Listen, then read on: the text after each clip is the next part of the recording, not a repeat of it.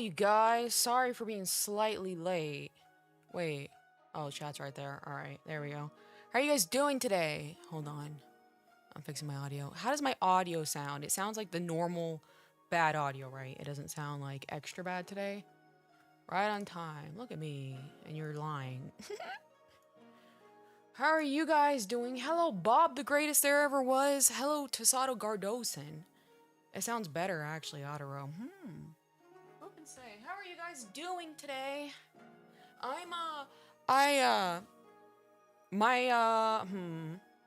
I just got off of, female feelings, to say the least, and so, like, my hormones are kind of weird right now. I'm, like, weirdly clammy. So I'm a little, like, I don't want to say I'm anxious, but, like, my body just feels, like, weird and, like, slimy. Gobble Gobble says, Brock, how are you guys doing? Hello, Stargazer. How are you guys? Hello, Raina.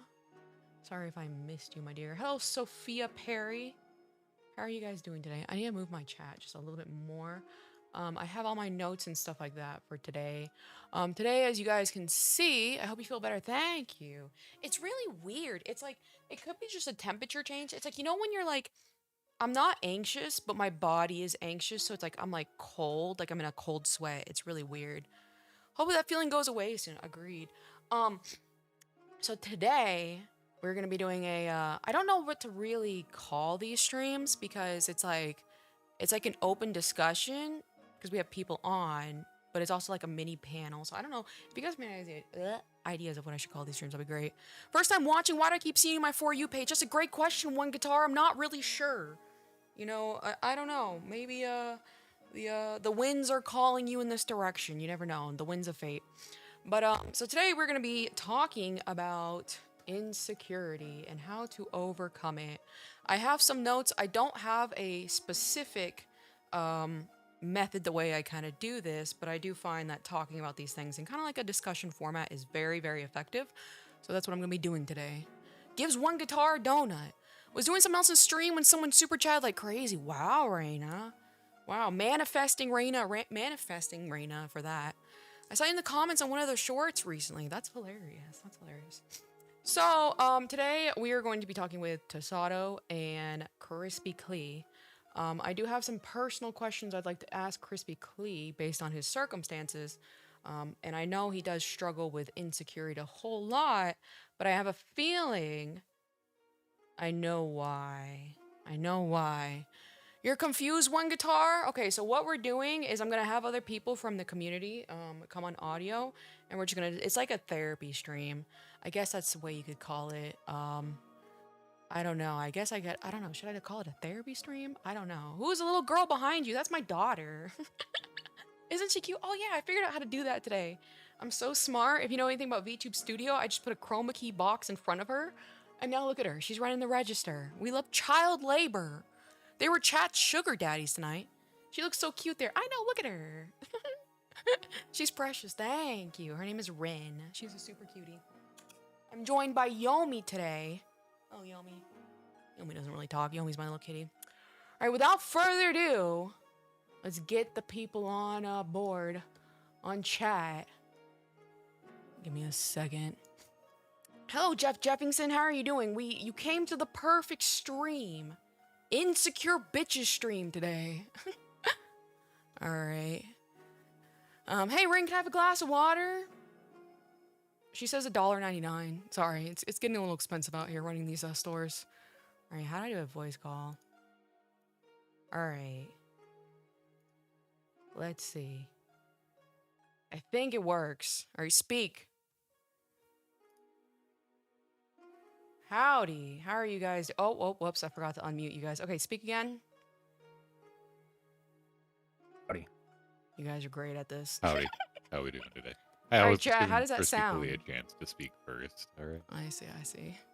Going from Vito's stream to this is crazy. I know. I don't have a cool AI model out yet, but you know, one day. I mean, chat's getting blasted by the big red play button, says Raina. Hell yeah. All right. I'm going to do my best to kind of pay attention to chat. I think I'm going to move chat a little bit over. Hold on. Give me 1 second. How are you doing, Klee? I think this is the first time I've spoken to you. Good afternoon. I'm doing pretty good. Little tired, but not bad at all today. I see.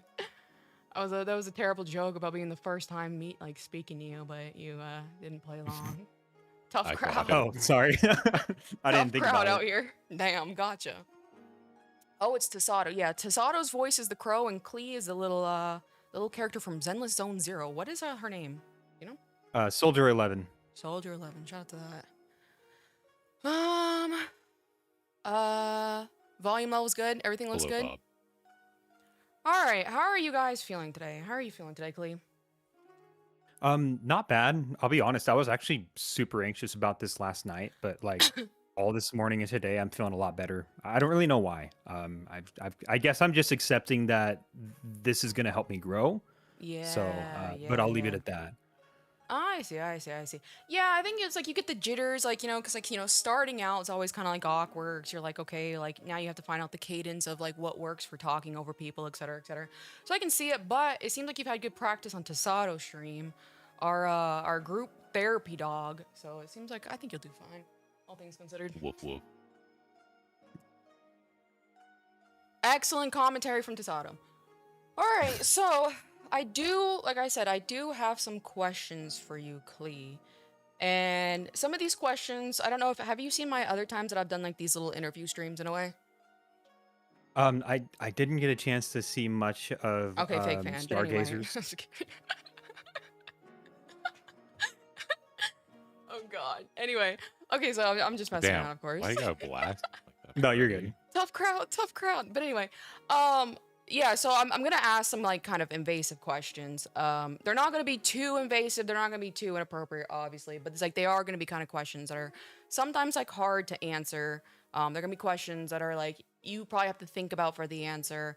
So don't ever feel like pressured to say something out like very quickly because it's like I want you to think and digest what I'm asking. You know what I mean? Yeah, no worries. Okay, perfect. I missed a Stargazer when Jeff Jefferson's What If My Head Hurts His Cape Panic Arts. Tasato, you're a crow. Gosh darn it. Right, that's so funny. All right, so is there, I think I asked Tasato to ask you if there's anything kind of like off topic. Do you have anything that you've forgotten or kind of what he said is kind of like still stands? No, I don't. I'm willing to talk about anything today. I just told Tasato that depending on what we talk about, it might take me a minute to put into words my response, if that makes sense. So Okay. Yeah. that's really all. I think anything's on the table. So You know, I find it very interesting because you very often come across as someone who is pretty insecure and you kind of like back down very quickly when confronted, but you're well spoken, all things considered. Like, for example, like not to throw Stargazer under the bus, when I talk to him, you could tell he's like an anxious guy. So I do find that interesting. Would you describe yourself as an anxious person?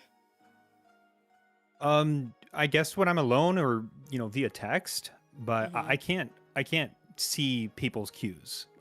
Like for example, at work, people don't see the side of me because Mhm. I can read people's cues and I'm confident because I'm one of the best performers at work. So of course I'm Mhm. gonna hold my head high. But it's definitely difficult. Like on the Discord, for example, Mhm. like 90% of the jokes that are told, it takes me like 5 minutes to even process what happened. Or different conversations will occur, and it's the same way. So that might be why, whether verbally or even in person, like face to face, I'm Mhm. pretty confident in my conversation ability. I just really struggle through messaging. I'll be real honest. So. Is it because in Um, person you can see visual cues and like body language and read that better? Yes, exactly. I mean, I like, see. for example, I was reading about it today in the Laws of Human Nature, Mhm. chapter 3. It starts talking about like the different cues, the micro expressions that occur when, somebody is trying to hide their insecurities, or their negative reactions. Yeah. And so, So how are you liking that book so far? oh, I love it. It's great. My only thing is I've always been slow when it Mhm. comes to like logical stuff like this. I learn hands-on stuff super fast. Mhm. I've had to reread each chapter at least once just to really Digest understand it it. and not miss anything. Yeah, exactly. I see That's a what you're good saying. thing, though. Tasal, you do When sound you're a reading, tiny bit quiet. Do you think you could turn your or can I turn you up? yeah, I can. No, I can just do it like this. This will be Okay. easier. Right. But no, I was just saying it. Like, it's a good thing to read slow and digest properly when it's like life-altering information kind of thing. I see, I see, I see. So KrispyKlee, would you describe yourself as a insecure person? I'm trying my best to phrase this. I would say like yeah, like if I'm very extroverted. Mm-hmm. That's something I learned from the laws of human nature. I'm Mm-hmm. pretty confident I'm a extroverted narcissist, meaning that Mm, with my childhood and how I grew up and how I was essentially coddled most of my life, mm-hmm. and I never really had to defend myself because I've always had friends or family that would swoop in and basically defend me, be like, "Hey, why you messing with Klee?" or "Hey, you know." And so and then I've kind of grown this need. I'll admit I'm attention seeking. Mm-hmm. I've grown this need for external validation. I do have So one you'll interjection. Do you find go the ahead. fact that you're attention seeking a negative attribute of yourself? I do think like under the right circumstances it can be a good thing. For Okay. example, like I was really close to just not posting any more fitness posts because Hmm. I was worried that like, oh, I'm just all I'm doing is drawing attention to myself, like, oh, look at me, look how great I am. Mm-hmm. But I forget that that's having an impact on other people's on other people's lives. It's having a motivation effect. And so there's things like that. There's other times to where you've seen it in the Discord. I'm just chiming in Mm-hmm. to a conversation without really being plugged in, just for the sake of it, just for attention, essentially. I think that's a better Mm. example of like not like needing to throw myself out. And then Mm-hmm. if you've known me or seen me in person, Mm-hmm. which is also discussed in the laws of nature, or the laws of human nature. Mm-hmm. I can be like, if I'm really like insecure in a time, like I'll be overly expressive, where I'll be raising my voice too high, almost like as if I'm desperate. It's like, oh, I need attention. I need to like go all out, Mm. Uh-huh. Uh-huh. And so that's that's the best way I can explain it at the moment. Okay, okay. I will say, like, I am writing some notes and stuff down, so if I'm like not talking, it's probably because I'm writing.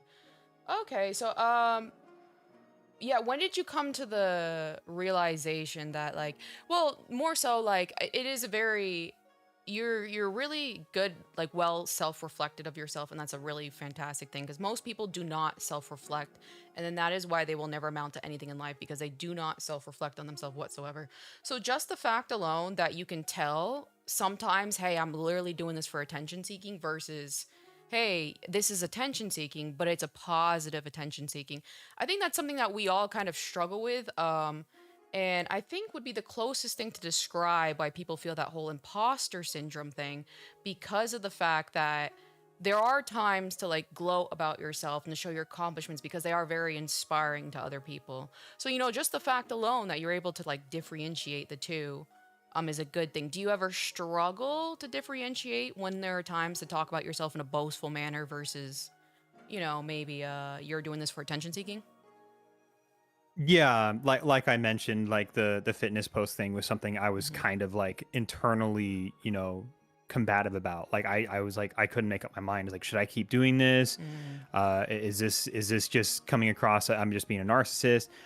There's other things too. I'm trying to think. That's just my best example right now. And sorry. Sometimes I interrupt. Why do you consider yourself a narcissist?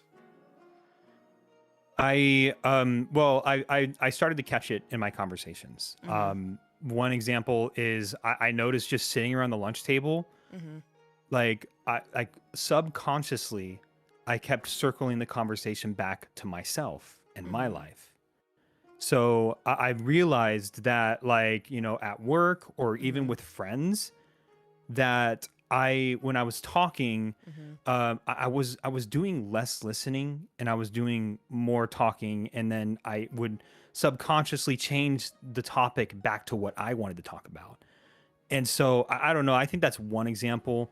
I think the big example is that I am reliant. I've become reliant on external validation to a point to where when I don't get it, then I tend to get desperate, and then when I get desperate, it just becomes this terrible positive feedback loop to where I'm just throwing myself out, and it's just People are Yeah, really getting thrown off by it, if that makes sense. yeah, I see what you're saying. I would say like, but generally though, humans and like, I think like I don't know if the book covers it. I think they go into detail. But it's like people love talking about themselves. So it's like it depends on the context of what you mean you're talking about yourself. I think a lot of things like for people like you who are very, very insecure is you're too self-critical. Like you're too hard on yourself. And because like your inner monologue is so negative. Like for example, you're describing yourself as a narcissist. But even kind of like how Dark Virus says, like a narcissist usually isn't aware of being a narcissist. You know what I mean? The fact that you alone are self reflective kind of eliminates the fact that you might actually be like a real true narcissist. I know there's like the layman terms of narcissism and then there's like the clinical terms. A lot of people get them mixed up. It's kind of like when people say, like, I'm feeling bipolar today. And it's just like they're kind of like in a moody because they have like a shitty day. I never take offense to that whatsoever because like it's kind of like a layman version of the word bipolar, but the actual, clinical definition of bipolar is completely different. It's like a serious thing. So it's like when you say, I think yes, you like attention, but it's like that's not a bad thing. But when you circle back and you start talking about yourself and like bringing the conversation to you, what is it are you talking about? Are you doing it something more like this, like so we're talking about this, like, see, me and my friends, we talk about this. Are you trying to do it as a means to relate to the individual, or are you truly like seeking validation and you want to say like, oh, I went to the gym 10 times yesterday, and you're like kind of looking for validation? Do you know which one it might be? That's a great point. I didn't think about it that way. A lot of the times it is just relating to the Oh, individual. and I will say, sorry, anytime, like if I'm in the middle of talking and like you agree with something or you want to change your idea, like feel free to interrupt. It's like easier conversation that way. You know what I mean?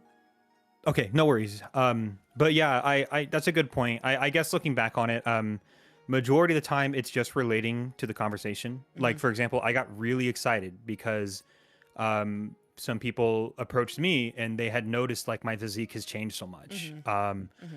And this was at work, and they were asking me questions, and then we got into the conversation of the gym, and they were talking about the lifts they do, and they were like, "Oh, that's cool. Mm-hmm. I do it this, Mm-hmm. but or other conversations too, and like someone's talking about something like, let's say someone's doing their house project, I'd be Mm-hmm. like, "Oh yeah, I just had to work on my double check valve assembly at my house or something, Mm-hmm. and kind of Yeah, relate like that." that's So not being a narcissist for sure. I think you're being a little too cruel on yourself in that regard. Like you could be again like using the layman's term, but it seems like more so because like you're a very very empathetic person. It's like very obviously by your career choices in the past.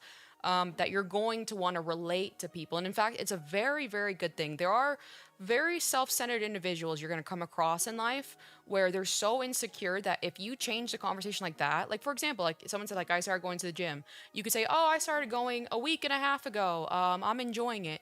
Some people will be so insecure that they will think that you are trying to make the conversation about them, or excuse me, about you. But that is not the case. You are simply trying to relate to these individuals.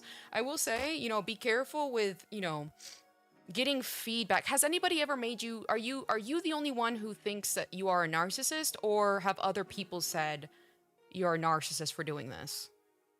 Can uh, can I put in no, the question as well? yeah, go ahead. You're saying narcissist as the way it's used in the book. I'm not familiar with how it is used within the book. I'm assuming it's not the literal clinical sense. How is it used or defined in the book itself? Uh, yeah, I It's can kind of run it's and go kind of get it real hard. quick. No, you don't have to do that. It's kind of hard to Okay. recite. I know what you mean because I've read the book Yeah, too. yeah. So he's describing it as in like humans are narcissists in the way that they like talking about themselves, which it is like a Yeah, special note for of course. everybody. If you ever want to talk, if you want to like create conversation, talk about people's favorite topics, which is themselves. That's why you'll Mhm. see I'm a fraud of a streamer. I just talk to people about themselves, and that's how I stream. I have no content. I just mooch off of that. So it's like people, like talking about themselves. You can say everyone's narcissistic in that way, but I think this is just one of those kind of things where it's like we've lost the plot of the actual word. It is not wrong to want to relate to other people. And I think that's your Mhm. intention wholeheartedly, KrispyKlee, and you are definitely being too hard on yourself by thinking you are a narcissist. I hate to use a terrible example. Let me think. How can I explain this? Hold on. I don't know if you'd ever get it because I would say, like, for example, like I truly believe like Debunked is a narcissist, but you haven't been around long enough, I think, to like see how his behavior always directs towards him in a very, very unhealthy way, and he's unconsciously doing it. He's not conscious of it. Just the fact alone that you're conscious of it kind of like rules it out. You know what I mean? Does that make sense? Agree with Debunk? Of course you do. Dark No, virus. and like you said, I'm just so it doesn't help that I'm an airhead either. I am a huge airhead. So I don't understand the dynamics of people until like a long amount of time, like at least over a year. Like I'm still learning stuff about some of my FGC friends that I've known for years. So yeah, absolutely. With the situation with Debunked, I just haven't been around long enough. I haven't seen Yeah, enough that's what I was to like. I was gonna use understand. it as an example. Like I think like I know Dark Virus is like Debunk's D1 hater, but like if you've been here long term, it's like you'll see it, but it's just one of those things where you haven't been here long term. Thoughts on that, But Sato? I mean, the only thing I could think of is Uh-huh. Agreed overall. Or go clean. Sorry. oh no worries. I was just gonna say the only situation I could see where Debunked was like when they would tag like hi you asking like simple questions and it's like it didn't need to Yeah. ask that question, which Yeah, I yeah, understand. It yeah, just wasn't yeah, thought yeah. through. But Yeah, exactly. Yeah, there's a bunch to it, but all right. I think like a big part is, are you a very envious person, or would you describe yourself as envious? me, Yeah. yeah, I would, yeah. Like there's been a few times I'll be dead honest. Like there's been a few times where you post stuff like, oh, check out my new Zwift machine or check out my collection. And I'd be envious. I'd be like, dang, like I wish I had the money to do that, or I wish I had, the time or whatever. And so, yeah, I definitely have these flashes of envy, and I really just have to like kind of calm myself down, be like, hey, like don't just sit there and sulk about it. Like just use that as like a goal to like, hey, one day I want to be able to do this. I want to have a cool collection, or with cosplay, like one day, like I mean, like obviously I'm working on the physique right now, but that's something I want to do as well, is have the income to actually do cosplay and go to multiple like con events and stuff. And so so yeah, absolutely, I do think I get envious. I mean, yeah, and they're just these little flashes I get, and sometimes I just have to, or I'll go quiet sometimes too in the Discord. Like I can't think of a specific example, but like sorry, But that's fine. You don't have to give an exact example. But I do have a question. When you sulk because you're envious, how long does that usually last? I mean, like at worst a few hours. I mean, and it's not like I'm just Okay. like bed rotting, but like Yeah. I just get this like helpless feeling of like what the hell am I doing with my life, So it like like really I'm makes you looking. self-reflect on the entire, everything you'd say? Yeah, I just ruminate on like Mm-hmm. my current living situation, which don't get me wrong, like I'm not in like a terrible situation. I mean, we're blessed with this home, Mhm. I'm able to go to a gym. I can afford a gym membership. I can afford to eat clean. I have a lot of blessings. I have a car that runs with no issues, but at the same time, I tend to like set the bar so high, and like seeing other people like accomplish so much makes me just set the bar that much higher, and then at times I just kind of just sulk because I'm just like, well dang, my life I sucks. see. I see. And then I kind of have to come back to my senses and be like, wait a minute, my life doesn't suck. Okay, have you always been that way, or recently have you like suddenly like processed it different where it's like you're now motivated? Because I will say like that is something I put on the notes, is that like, the thing is like a lot of insecurity like comes from envy. It is how you process the emotion of envy that matters. If you handle it in a like, you can handle envy in a positive way. Like, if, for example, like you see some other people that are living your dream, doing what you want to do, and you are now motivated, it's fine to sulk. The thing is like, so many people feel they have pity parties for themselves whenever they're sulking about something, and then because they're having a pity party they feel even worse, so it's just like the snowball effect of just like, yeah, like bed rotting, like you said. But it's like, it's fine to have emotions, it's fine to have jealousy, it's fine to experience it. It's where you go after experiencing that emotion that matters. So if that envy eventually, like, you have a very healthy, processing of it, where it's like, it only takes you a couple hours, and you take it and be like, okay, I'm going to use this as motivation.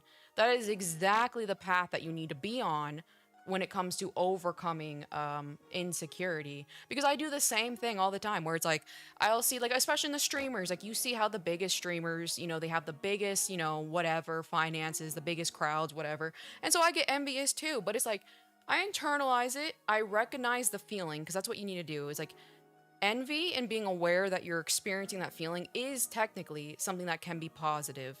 So it's like you need to reflect, what is it about this person that's driving me to be so much envy? 9 times out of 10 for me personally, it's because that person is a very hard worker and I struggle with concentration issues. So it's like, now I know though, okay, like I've identified it's the fact that they're a hard worker that I want to emulate. I can start working towards goals that make me a harder worker. So I was going to say, like, you do handle that very well. But again, like handling envy negatively is like the feeling of worthlessness. It's like there's nothing wrong with feeling it, but obviously in like moderation.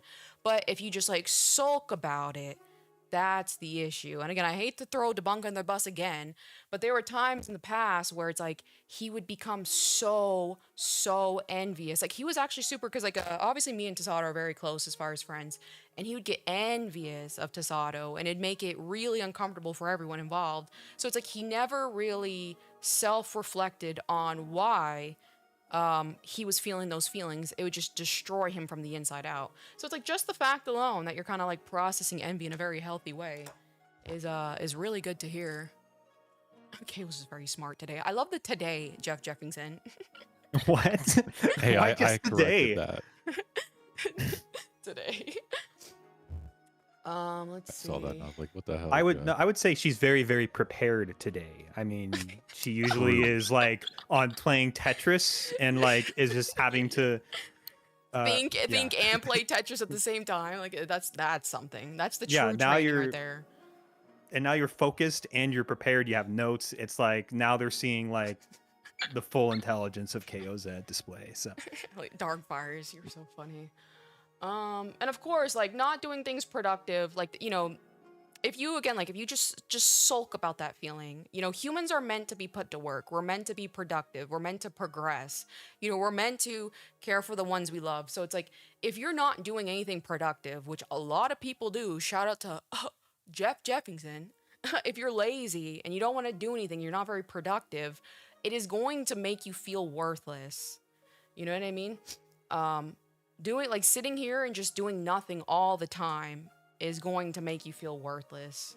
So it's like I always say, it's like it's really hard to break these like social media addictions. Not you specifically, but for someone like Jeff Jeffington, for example, I feel like. But if you can break them, you need to find more productive ways, because that's also something that will kill a feeling of insecurity. Hey, you're correct. Nope, I'm warming leftovers. Shout out to that, Brock. And a big part of like overcoming insecurity is like you must always like, and in the future, and like, because like you do describe yourself as an insecure person, which I will ask what are your insecurities in a second. But whenever you have feelings of insecurity, you need to ask yourself the following questions. Like, well, actually, no, tell me, what are your insecurities? We'll go that first. So like I already listed them in accountability as well. Like I was self-reflecting the other day. I would say the biggest ones, obviously my relationship status. I'm single. I haven't even been on a date. So for a guy my age, I'm 28. That's something that it's a hard pill to swallow. Yeah. Because in many people's eyes, with social norms and everything, that's considered a failure. On top of that, I'm just a little insecure about my financial status. I'm not like, I'm doing okay. Like I'm covering all my expenses, but it's just that kind of thing where you're kind of still living paycheck to paycheck. So if anything really hit the fan, it's like, well, what do I do? Yeah. And I'm working really hard to save an emergency fund. And so I can't just go spend money anymore, So as for other than that, obviously my physique, which is funny. I've been the chubby guy my whole life, didn't give a crap, did not care. People would call me a fat joke. I'd be like, ha ha ha, yeah, you're so funny. And then I would just not even bat an eye. But now all of a sudden, like if someone were to call me fat, I'd probably get bothered. Because you're actively working on something, would you say? Oh, yeah, I'm busting my ass off on something, Yeah. So other than that, I got to peek at accountability now because I'm trying to That's remember off the fair. top of my I'm head. writing this stuff right down. Real Like quick. off the top of your head, Um, yeah. And then other than that, so what did I say already? I said my You said financial your status, financial my status, you haven't been on a financial. date, and your physique. Yeah, physique. Um, And his financial status. oh yeah, my intelligence. My Ah. intelligence. Yeah, absolutely. I I hope you know, I had coworkers the day you were messaging me and you talked about how my lack of effort. I think the exact words you used were like the lack of effort of improving my intelligence was appalling. I was shaking in anger. Like my coworkers was like I'll just use my username, but they're like, That's fair. Klee, like, are you okay? Like what's going on? And I'm sitting there and they're thinking that, like, they're not working fast enough because our job is like very time oriented. Like it's like we have to meet our SLA, our service life agreement, or else our contracting company loses money and then we lose our bonuses. But I had to sit there and I was just like I was gonna like blow up and then like say some terrible stuff and then leave the Discord. I don't even remember what I was gonna say, probably something really stupid. But I was so pissed off. And eventually I had to like calm down. And I had to like I just told my coworkers, here, I need a minute. And I just went and I basically sulked for like 5 or 10 minutes. And then I replied. And then I calmed down and I was just like, okay, like she's trying to help me. She's trying to help me. Like and for once she didn't pull a punch, which I appreciate. Cause so yeah, that my intelligence though is something is something that I took an IQ test and I did fairly well. I mean, so I know I'm not stupid, but at the same time, I've always been slow. And that's evident in my Discord conversations, even my IRL conversations. So that's so interesting that you say that, because again, like I don't in the Discord, yeah, you do act slow, but it's like I think it's also could be just something maybe like perhaps you're not super used to social media and like how quick the conversations move, but it's like I wouldn't even call you slow right now, and I find that very interesting. I don't know what it is, because like I have seen, yes, your airheadedness in the Discord, but in real, like, talking like this, like, the fact that you're very self-reflective is, again, like I don't think I will say you do need to, if you are able to self-reflect on yourself, you do need to give yourself more credit. I don't think you understand. And actually, I think if you did understand, you would turn into a megalomaniac like myself of ego. How many people in this world just don't get it. Like, they just don't self-reflect whatsoever. So I do find, because like I know exactly what you're talking about with your airheadedness, but you still overall can handle yourself pretty well as far as conversations go. But I will say, like my type of personality, I grew up with a very strict father, and he does the same thing that I do. Like anything, like just imagine what I do times 10 with testosterone, and that's my father essentially. So I will say there are times, and I think you've been able to detect them, like whether me talking to you or me talking to other people, I will specifically like take like a low blow, because I do want to put more of an impact on my words. Because it's like when somebody like makes you angry, it stings and it lasts longer. So it like truly has you reflecting. And so it's like, I think you've probably seen from other people where it's like, I'm saying something that sounds kind of cruel, but it's like, it is intentional. So it's like, it's not so, I'm not doing it intentionally to harm you, but it's like I did want you to like, reflect on the situation. And I did expect you to get angry, and I did expect you to get upset.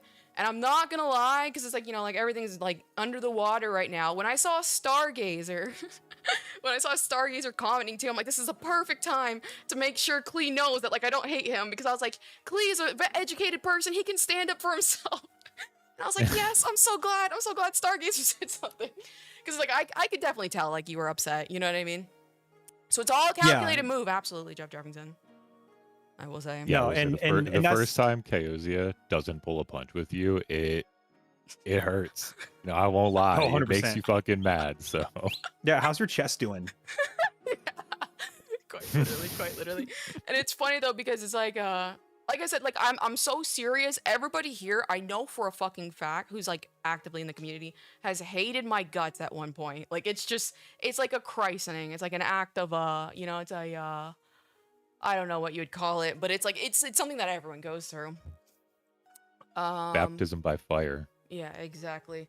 So anything else you said, the whole relationship stuff, you haven't been on a date, your financial status, the physique, and your intelligence. Any other strange insecurities? Not that I'm aware of. Not that I'm conscious about, at least. I see, I see. Um, I think the whole date thing, I will do eventually like a dating related stream. I think a lot of that comes down to is like, has someone ever had a crush on you? Um, I don't think so. I see, I see. That you are aware of, I guess. Not that I'm aware of. No. Okay, okay. Um, I think that really does come down though.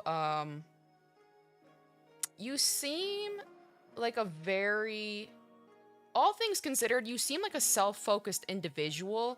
And I think like the solution to those types of things is finding yourself, and you'll be more confident when it comes to like approaching women. Because like I said, like, I probably will have to like come back to this later because it's like it's so much like for example, Tasado was actually afraid to speak to women. And it's like we were joking for the longest time because I found out that he actually he was like, I couldn't even get on phone, like on the phone voice call with Kaoza right now, because he was like, he would say he'd tremble when he talked to women. So it's like I kind of do need to go know to like what degree are you afraid of talking to women?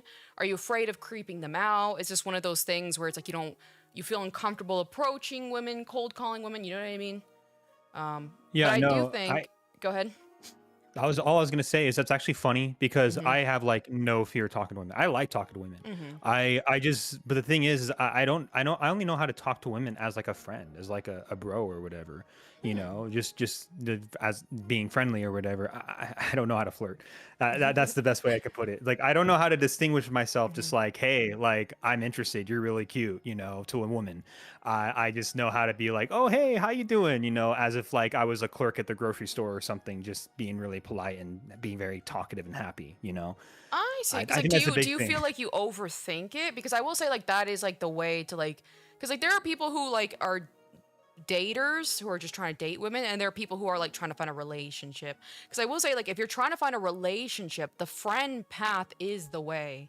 But then it could have been like because like Mhm. I will say like not taking care of your body and stuff like that is reflective, and so perhaps the women you're interested in are people who care about people who take care of their body, and so perhaps there's that mismatch right there. But that is something you're technically working on right now. Never put your Stark Virus, the woman slayer, says never put yourself in a position as a bro. You can be polite, but not put yourself there. Yeah, Dark I think called I me kind out of on know what that he on the means. Discord as well. I think I know what he means. Like kind of like the Dark He's like, Virus. You're talking don't about like the friend kind zone of guy yourself. who it's like you can talk to like girls can talk to you about their guy problems. As soon as a girl talks, I'm not gonna lie. As soon as a girl talks to you about her guy problems, check out. Just leave. It's over. There's no chance in hell. Like once a girl gets to that level where they're talking to you about their guy problems, it's time to go. Pack the bags. Understood. I don't understand, says Caleb. All right. So yeah, like that's gonna be a whole nother stream later. Datings. I know Stargazer also has a lot of questions about those types of things. And now,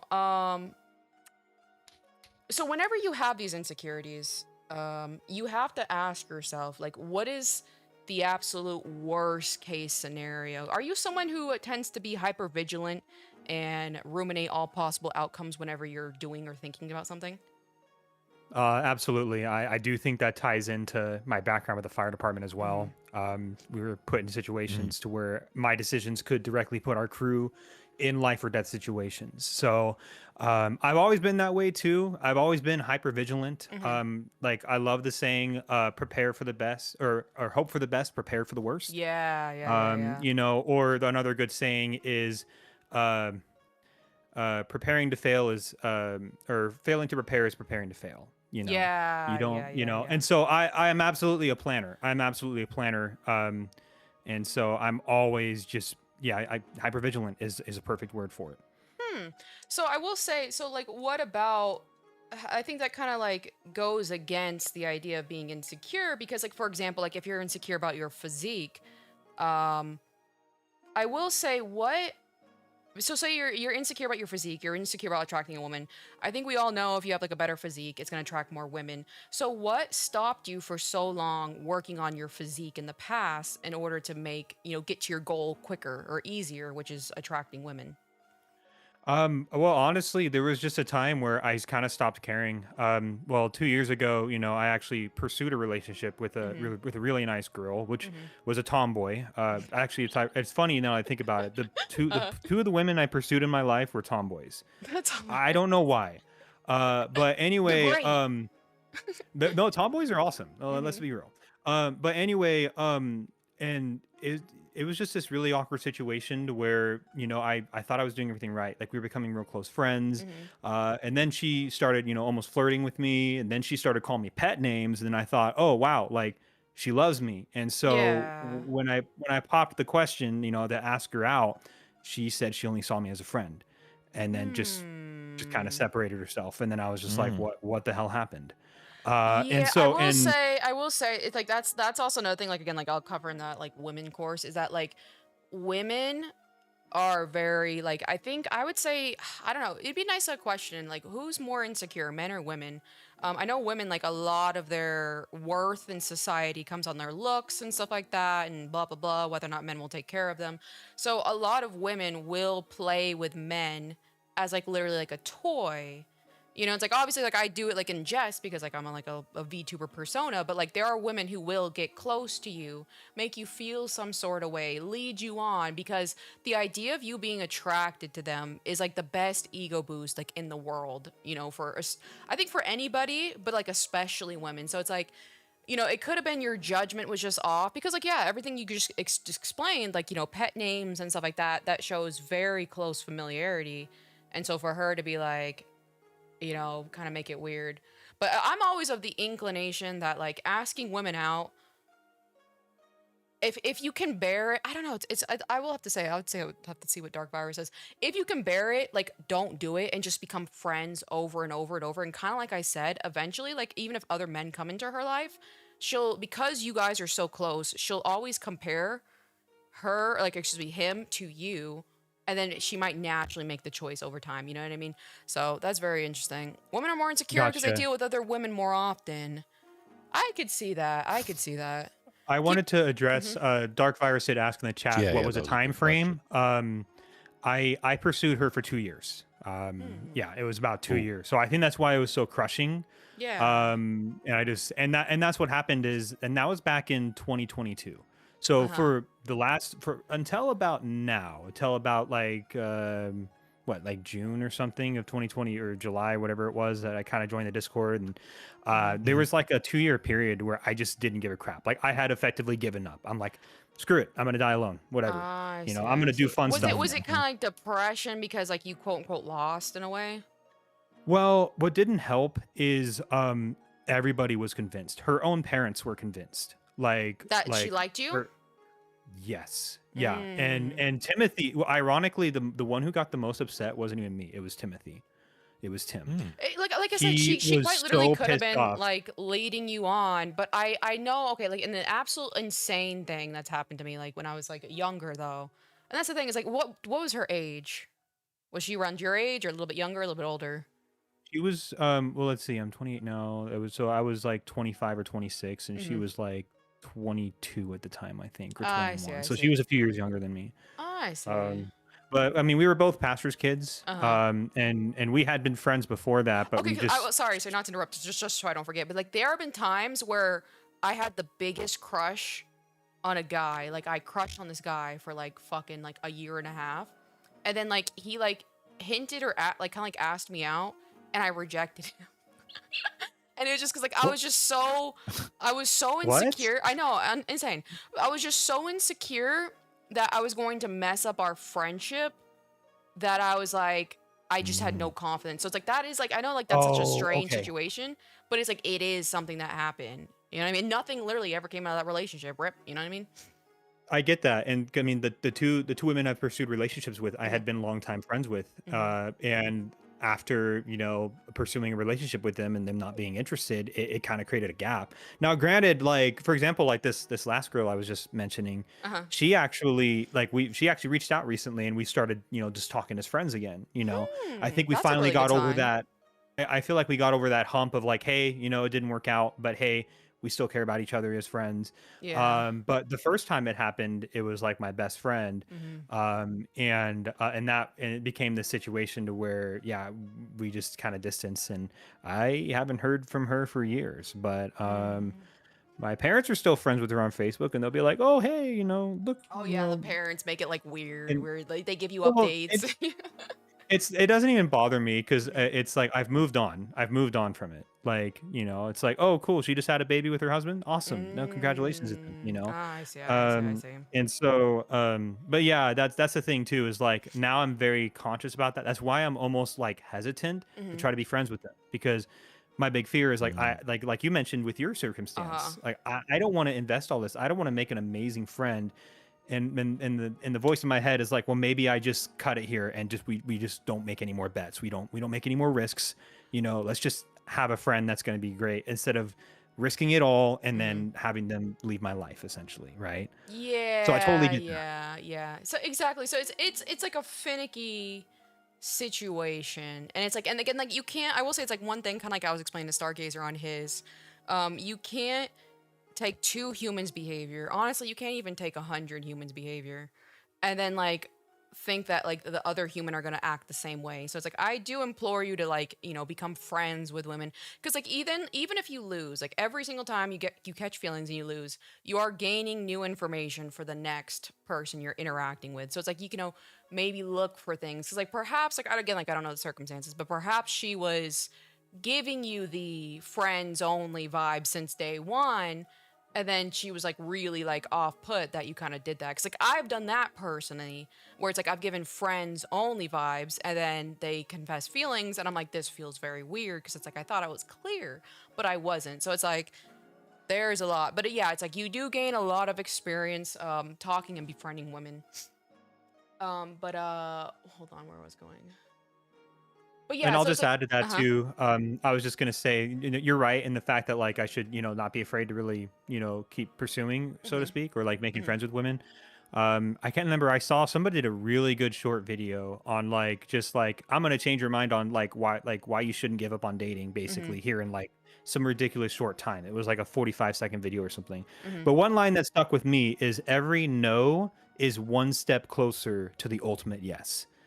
And it's like if being A really good one that I liked, where it's like if you knew that like you were gonna face rejection or failure 34 times, but on the 35th time you would get your answer correct, like that you wanted, would you keep going? You know what I mean? So it is kind of like that thing. Hold on.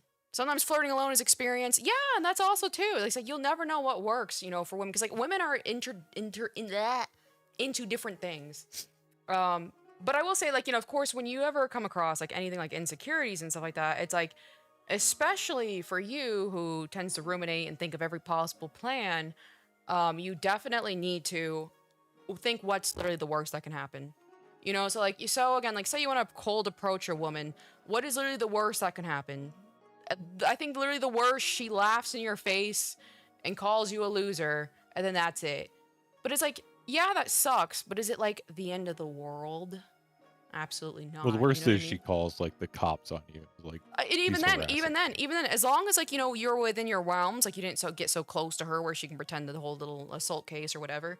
Like, okay, you call the police show up, you say like, I don't know why she called the police. You handle yourself, accordingly, appropriately. You're not freaking out. That's literally the worst that can happen. You just wasted time. You know what I mean?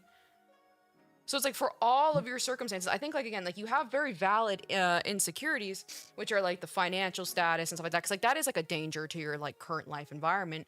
But you are working on that. And it's like you have to learn when to check out of things mentally. If you've done all you can possibly do, rumination will be your enemy. It is like rumination, like the actual term rumination is like a disorder. It's like a negative attribute that humans go through, such as anxiety. Like anxiety, it's like never really positive. When you say anxiety and it's positive, you just mean excitement. But anxiety is never positive. It's always negative. So like that's with rumination. So the constant thinking can be healthy, but once you've exhausted all possible outcomes, so like say for your finances, you're working as much as you can, you're saving as much as you can, you are, being responsible with your finances. You need to learn to compartmentalize those thoughts, the worries of like being financially unstable, and you just need to lock them away. You are currently doing everything you can possibly can to do to fix that problem. And if there's nothing else you can humanly do, you've got to learn to just walk away until another opportunity comes on that you can work on it more, because it's like the rumination of your finances will kill people. You know what I mean?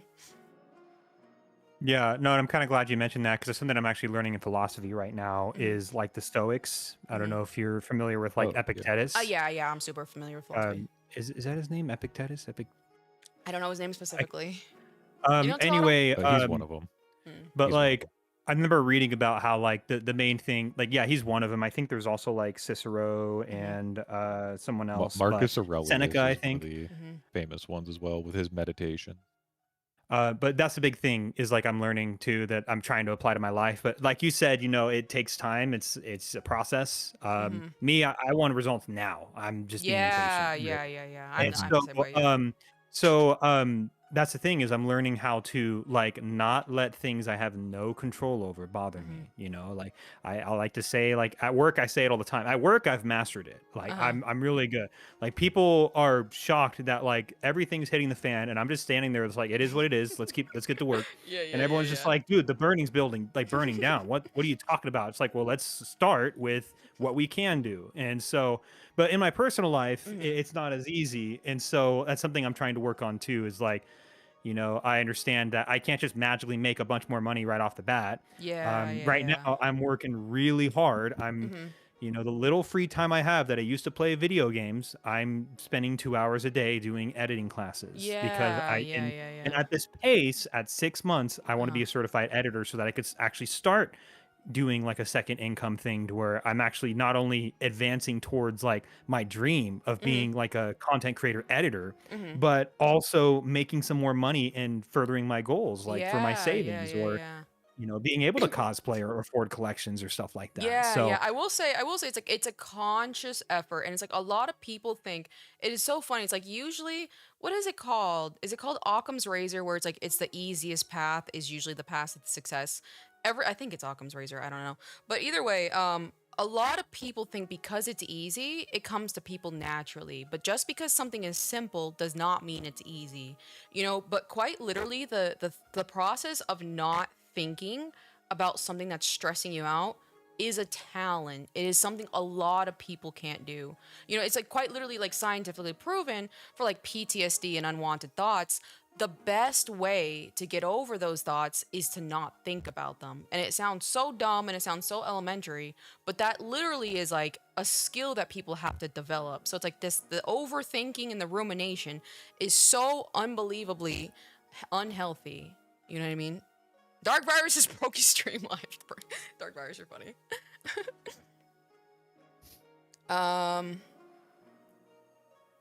I see. So sounds like Dark Virus is trying to get me to join the sponsored streams as well. Dark I'm not Virus, sure what Dark that entails. Virus, you say Dark Virus, you say you want to grow as a streamer, or you come back to streaming. Homeboy can edit clips. You've seen it firsthand in person, Dark Virus. Come on, pay up. Hold on, Gorb is adding me. Fun fact, Cicero was intentionally left out of the assassination of Julius Caesar because the perpetrators feared he would take all the credit afterwards. Thank you, Gore, for that contribution. That's exactly what Cicero wants you to think, Gore. We love my Tylenol American adjacent chat. You know what I mean? I just gotta say, shout out to Gore for having like so many great facts. I know, Gorb. I'm coming for Gorb. Like he's very a shy high guy, but he's very smart. Definitely, again, high intellect for sure. We're gonna turn Gorb into a biological weapon. So like every time you come across things that make you feel insecure, you have to ask yourself the questions like, what is the worst that can happen? You know what I mean? Like literally, because like 9 times out of 10, the worst isn't even that bad. Gorv, Chaos Store, thank you. Dark Virus with $2 super chat, and welcome Jace the Ace. I feel like you could use this stream too. Welcome in, Jace the Ace. But I do have some more questions for you, Klee. I think one of them I did ask earlier, which was how long you were an EMT. If I'm not mistaken, you said for about 5 years. So it's like 5 years between firefighting and EMT, correct? Or is that incorrect? So, okay, it's a little tricky because I from 2015 to about 2020, so about 5 years I was a firefighter, and then from about 2016 through 2023 I was an EMT. So there was like I see. a So 4-year period to where I was actually Overlap. both. I was a firefighter and EMT, but I stepped away from firefighting because I at the time was pursuing a bachelor's in registered nurse, and so yeah, and then eventually in 2023 I just decided to step away and just kind of quietly let my license expire. Yeah, so Okay, sorry, hold on. Jace Ace asks, KrispyKlee, do you remember the time that he smashed a controller? I apologize, Jace the Ace. I'm not familiar. I thought it was discussed, but I didn't see it if it was on stream or something. Jace Ace, he But says he does not my remember. condolences to your controller, Jace the Ace. Can we And yeah, can we I wrap do. back? Isn't the kid in the back amazing? I agree with you, Jace the Oh, Ace. I'm thank just saying that you. real quick. Do you think we can wrap back to the narcissism talk? Yeah, what's up? It does. Oh, that was a joke. Okay, poorly. Okay, I get it. Because like you're like, oh, let's make it about Jace the Ace. I see what you're saying. Yeah, Jace the Ace. Yeah. You might want to go back and watch some of this video. I got you. Yeah, it took me I a second got too, you now. actually.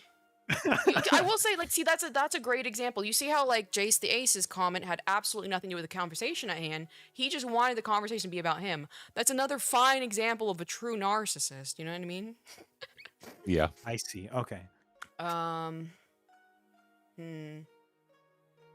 did have a question. It is kind of like, I will say it's a little somber, all things considered. And it's like, I don't know if the... Yeah, don't worry. Fire away. What were some of the worst things you saw during those jobs? So the ones that impacted me the most, well, we lived in this area with 3 major highways. We would make jokes that it was like the Bermuda Triangle of like highways in Oregon. And so we saw a lot of heavy MVAs, motor vehicle accidents. A lot of the times needing extrication, spending hours on scene to where it takes hours just to get to the patient.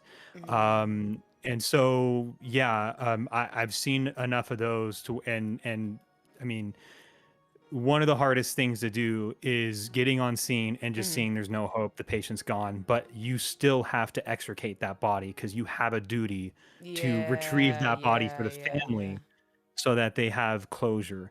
The other thing I really struggled with is the pandemic. It was just brutal. Like I went from almost my entire career, which at that point was five or 4 years, with never seeing a suicide, to having multiple each day. Yeah, so I do wonder from your terrible. experience, I don't know if this is in your jurisdiction or whatever, but did you see more domestic violence during this time too? Yes, actually. Yes, we did. No, one of the worst domestic violence calls I've been to was where I don't know how much I can share. You can go anything. You know, I won't I'm be fine too with it. graphic.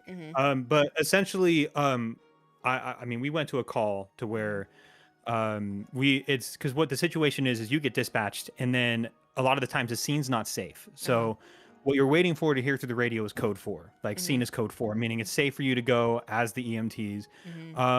But we get on scene, and this woman was essentially almost beat to death. And what really hurt me is their 5-year-old boy watched it all.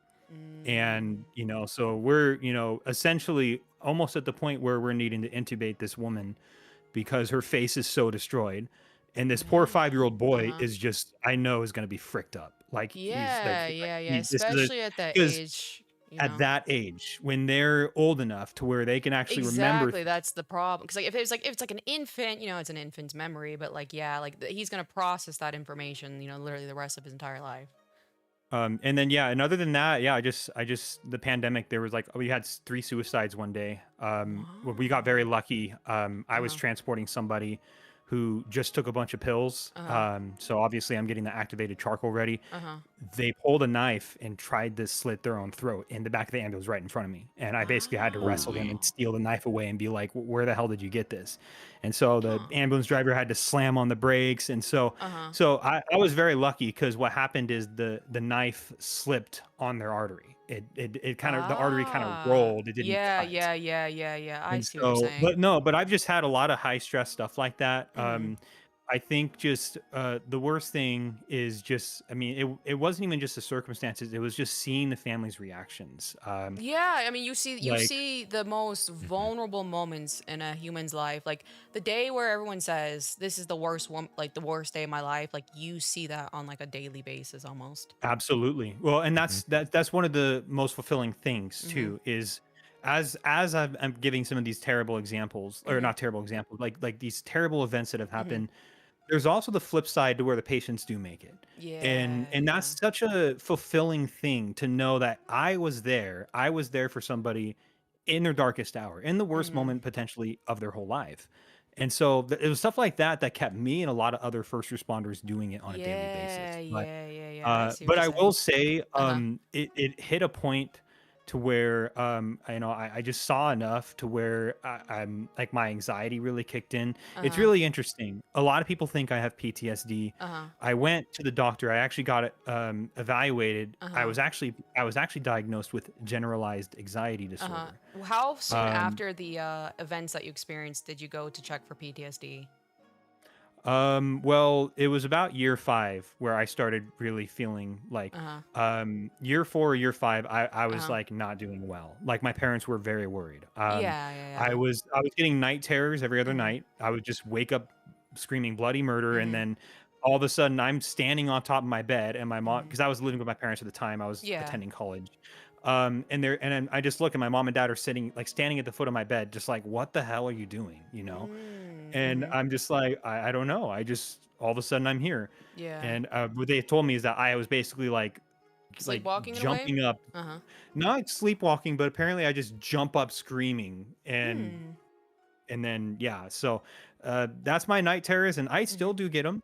Mhm. I get them a lot less frequently. I get them like once a month. Yeah. But that is what's really funny is whenever I go on trips with friends, Mhm. or I'm actually very self-conscious with staying in an Airbnb, because one Yeah, time yeah, yeah. I Uh-huh. had a night terror and I just woke up screaming, and people thought we were like getting like mugged or something. Um, Hilarious. So no, obviously like the it is. circumstances didn't, but like could you imagine like, you know, you're with your friend and just someone just bursts out screaming? Yeah, that would traumatize them, you know? Yeah, yeah. So that's the whole thing is, it got to a point to where I was like talking to my EMT friends.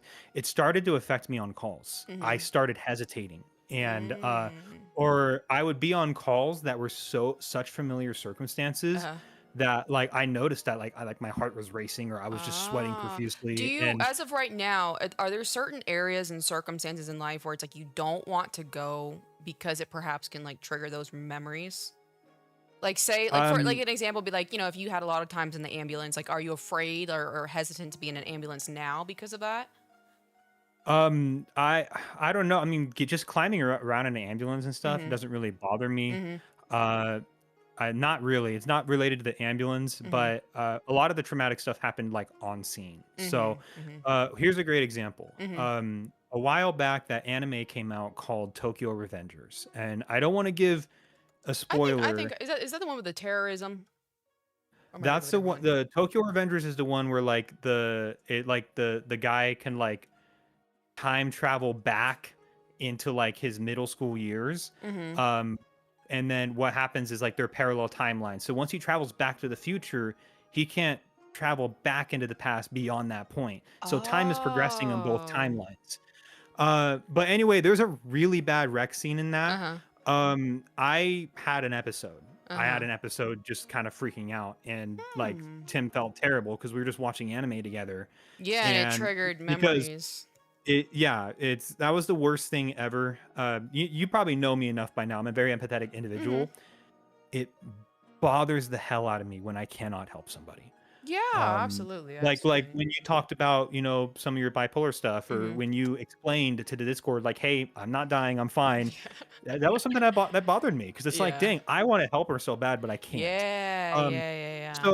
so I guess what happened is in that circumstance, watching this anime with my brother, I just got a flashback to an actual scene to where it took us like over an hour to extricate somebody, and you're helpless. All you can you're Yeah. trying your best, but they're sitting there, they're bleeding out. You can't Hmm. even access the wound, Yeah, yeah, and yeah. and then It's you're just completely out of thinking your like, control. and yeah, there's nothing you can do, and it's just this Mm. terrible, helpless feeling. So yeah. Anyway, so yes, I've had situations like that, Hmm. and I still do. Like even driving by a bad wreck, I'll get anxious. And I'll say a little prayer, just praying that whoever was in it was safe, because I know I've been there. I've worked on scene, and I've been in a traumatic car accident, Ooh, as well. I yeah. know what it's like to be, cut out of a vehicle. So, Yeah, wow, or damn. watch my mom get cut out of a vehicle Ooh, is what I Hmm. should say. So, wow. um, yeah, it's Hmm. Do crazy. you often talk about like your past memories and stuff like that, or is it just something you just prefer not to talk about? You like repress in a way, like you know what I mean? Like, do you often talk about stuff like this that happen? Um, it's funny you say that. I don't like feel a need to. Mm-hmm. Now I tell funny stories all the time. Mm-hmm. Like there's plenty of funny stories. I'll tell some stories about some of like low key miracles you see in the Yeah, field. yeah, yeah. Like I saw a Toyota Prius versus semi truck head on collision on a 60-mile-per-hour highway, and I showed up on scene, Oh, and the uh-huh. Prius was flat and underneath the truck. By the time we were able to get in there, at that point we were just thinking it's a body retrieval, but no, Yeah. the lady was staring right at me and Man, talked to I've me I've I've coherently. heard sometimes that happens with semis, which is insane. Yes. And the craziest thing was we do a trauma system entry. That's where you Hmm. call the hospital and you're like, hey, get the trauma team now, page all the trauma surgeons. Like we Hmm. have a serious trauma Yeah, coming yeah, in. yeah. And so we do the trauma system entry, and I get cussed out by the lead trauma doctor. Like, what? Like, she's fine. Like, why the hell did you call us? And then I'm just quietly going on my phone, and then I show him the picture, and he's just like, says an expletive, and it's just like, Yeah, okay, yeah, let's yeah, get to yeah. work and evaluate her. Yeah, yeah, So, yeah. so I talk about it, but the only time where I really get, and start Mhm. talking about like some of this real nitty gritty, just Uh-huh. crappy stuff I've seen, is with fellow first responders. Like, for example, a Mhm. great new hire we have. I found Uh-huh. out he was an EMT in Baton Rouge. Uh-huh. So he knows what it's like to be on like these long EMS nights where it's just call after Yeah, call. yeah, yeah, yeah, And so yeah. you just kind of you start relating, and they share a Uh-huh. little bit, and then you share a little bit, and that's a part of the relating thing. Is you're kind of I don't know if you call it trauma dumping, but you're No, kind no, of I know just exactly. Like same thing. Like relating. that's why like I like military people because it's like we know. Like it's one of those things that it's like it's corny, but it's like unless you're in the military, like you don't know like just how fucky it is, you know. So it's like I understand. It's like that's exactly. It's like so we'll talk about like the negative things, and it's like you could. I'd say trauma bonding. You know, I wouldn't say trauma Yes, dumping. that's a great word for it, actually. You know. Mhm. Um, So I definitely do. I definitely understand you. So you said about like around year 5 of being a firefighter. That's around the time you got checked for PTSD, is what you're saying? I willingly, yeah, I Uh was huh. talking to my friends, and my parents were Mhm. freaked out. They were Yeah, not yeah, okay. yeah. They were Uh like, huh. because what, and I get it. Like, I Uh mean, I'm huh. gonna be a parent someday, so Mhm. like, if my child's like an adult at that point, Mhm. and they start exhibiting some crazy psychological Mhm. behaviors, then not gonna lie, I would start looking towards like, uh-oh, like, are they gonna get Mhm. suicidal? Mhm. And so Yeah, I yeah, think that's yeah. what happened is having some family in law enforcement that Mhm. and having some family members who have committed suicide due Mhm. to some of the trauma exposure and not being able to cope with it. Yeah, yeah, yeah. They were really pushed me to get evaluated, and so I did. And then I was diagnosed with generalized Uh huh. anxiety disorder, Uh huh. Okay. which Who is is like? funny. I do wonder. Like, what is the credentials of this doctor? Because like, I mean, like, spoiler alert. it's like everything you are describing is to a T PTSD. And it's like I don't often talk about, I think once referenced it before, but it's like I also, because of the military, was diagnosed with PTSD.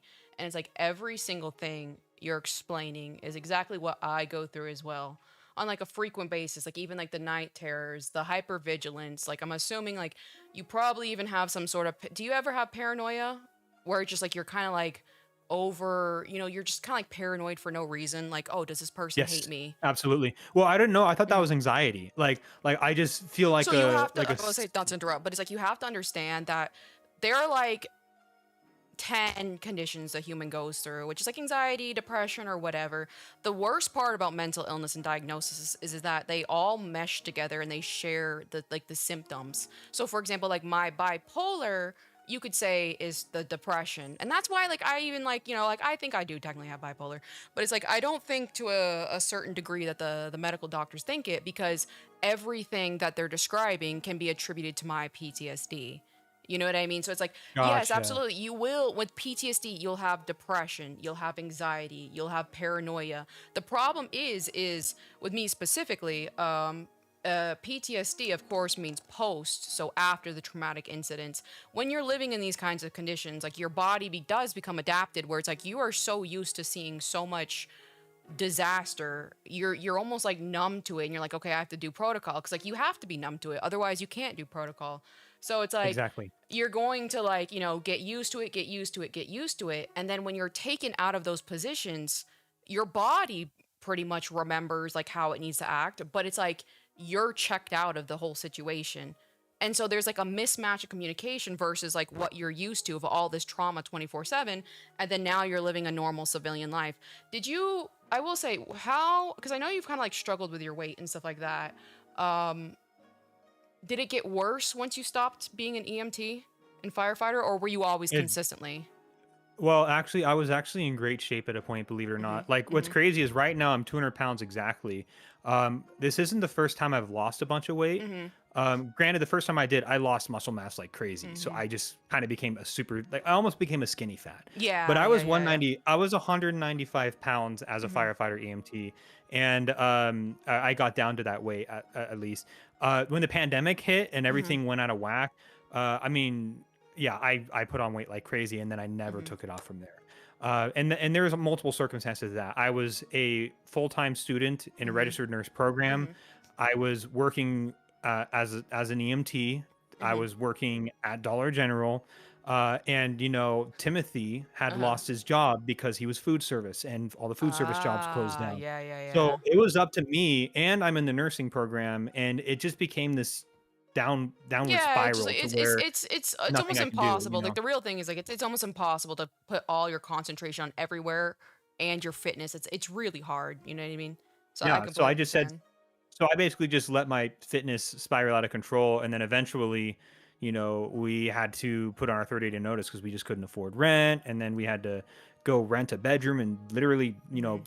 squeeze all our stuff into a storage unit, and then, just live in a bedroom together that we rented for like, 2 years. And so, Yeah, yeah, so yeah, and then at that point, it was just this like survival mode. Like yeah. it was Hmm. at the point where like I can't worry about my weight. I just got to survive and pay the bills and Yeah, yeah, yeah, yeah, yeah. I like I know like what's like my stuff kind of happened. The trigger for the event for the PTSD for me was like around like a December of, I don't remember what year. But it was very interesting because it was almost a year after that I started developing the actual PTSD symptoms. And funny Mhm. enough, also because I worked with aircraft, obviously in the military, and the biggest issue with working with like these huge like commercial aircraft is that they're so fucking loud, and it's like you Yes. have to be able to hear the people around you, like, hey, is this safe? So it's like you're technically supposed to wear double hearing, but like nobody does, because like you can't hear anything at all, and it's like we have to communicate with the pilot, blah blah blah. But anyway, so it's like I went to They go didn't see have a, comms for you? so no, so like the way, I mean, you have to, if you have comms, you have to connect it, you have to plug it into the aircraft. Oh, okay, So okay. I maybe get I that. don't So I don't like know the if pushing with civilian. pushback would be connected to the comms. Yeah, yeah, yeah, yeah, yeah, exactly. So it's like just the ground workers, like we don't have that type of communication. Um, but so um Just real quick question.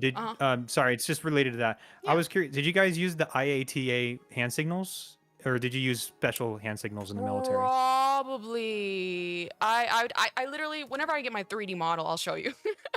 Cool, do cool. mine- I'll do mine. I love it. You should get them little Marshall wands. Yeah, I thought about it. I was modeled. like, I have convention, like, you know, got to. like the anime convention wands, like same thing. That'd be awesome. I would Yeah. love that. So, but anyway, so I went in because like I do have the, what's it called? Tinnitus. I do have tinnitus because I didn't wear the foamies in underneath my cranial. And I was talking to the VA officer, and he started like asking me some like these questions about like, you know, the circumstances of how I got out and all this whatever.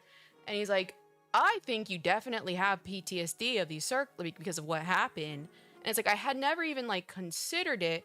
And a lot of people think, and I think like I've seen in Discord, you kind of mentioned it.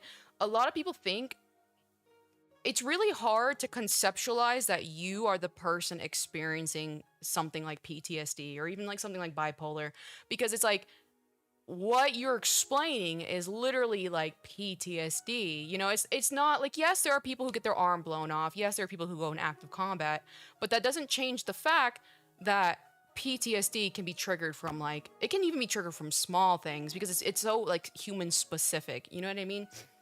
So I'm curious, like, Yeah. why do you not think you have it? Can I ask one thing? Yeah, go ahead, Desato. Hold on. To make sure I have the- Adoro, you are so right. Comms are always down. Like, they're always down, too. Oh, God. Yeah, Got the I hand think we had the signals. most problems with the A320. Oh my God, I Ah. hated freaking working So on the did you A320s. guys have to plug it into the aircraft as well? Yeah. Ah, So okay, like okay. we had our little commercial Uh-huh. pushbacks. Uh-huh. And then I worked, it depends on which airline, different airlines have different rules. I worked for Delta and United. So usually what happens is there's the pushback, and then there's the person operating the pushback, you know, driving it. And then there's two other people that are wing walkers. They walk on either side of the wing, and they have their wand up to, and then they signal to stop if someone's like flying by on the tack isn't paying attention. Or sorry, I just unplugged my mic, waving my hands around. Yeah, I was wondering what happened there for a second.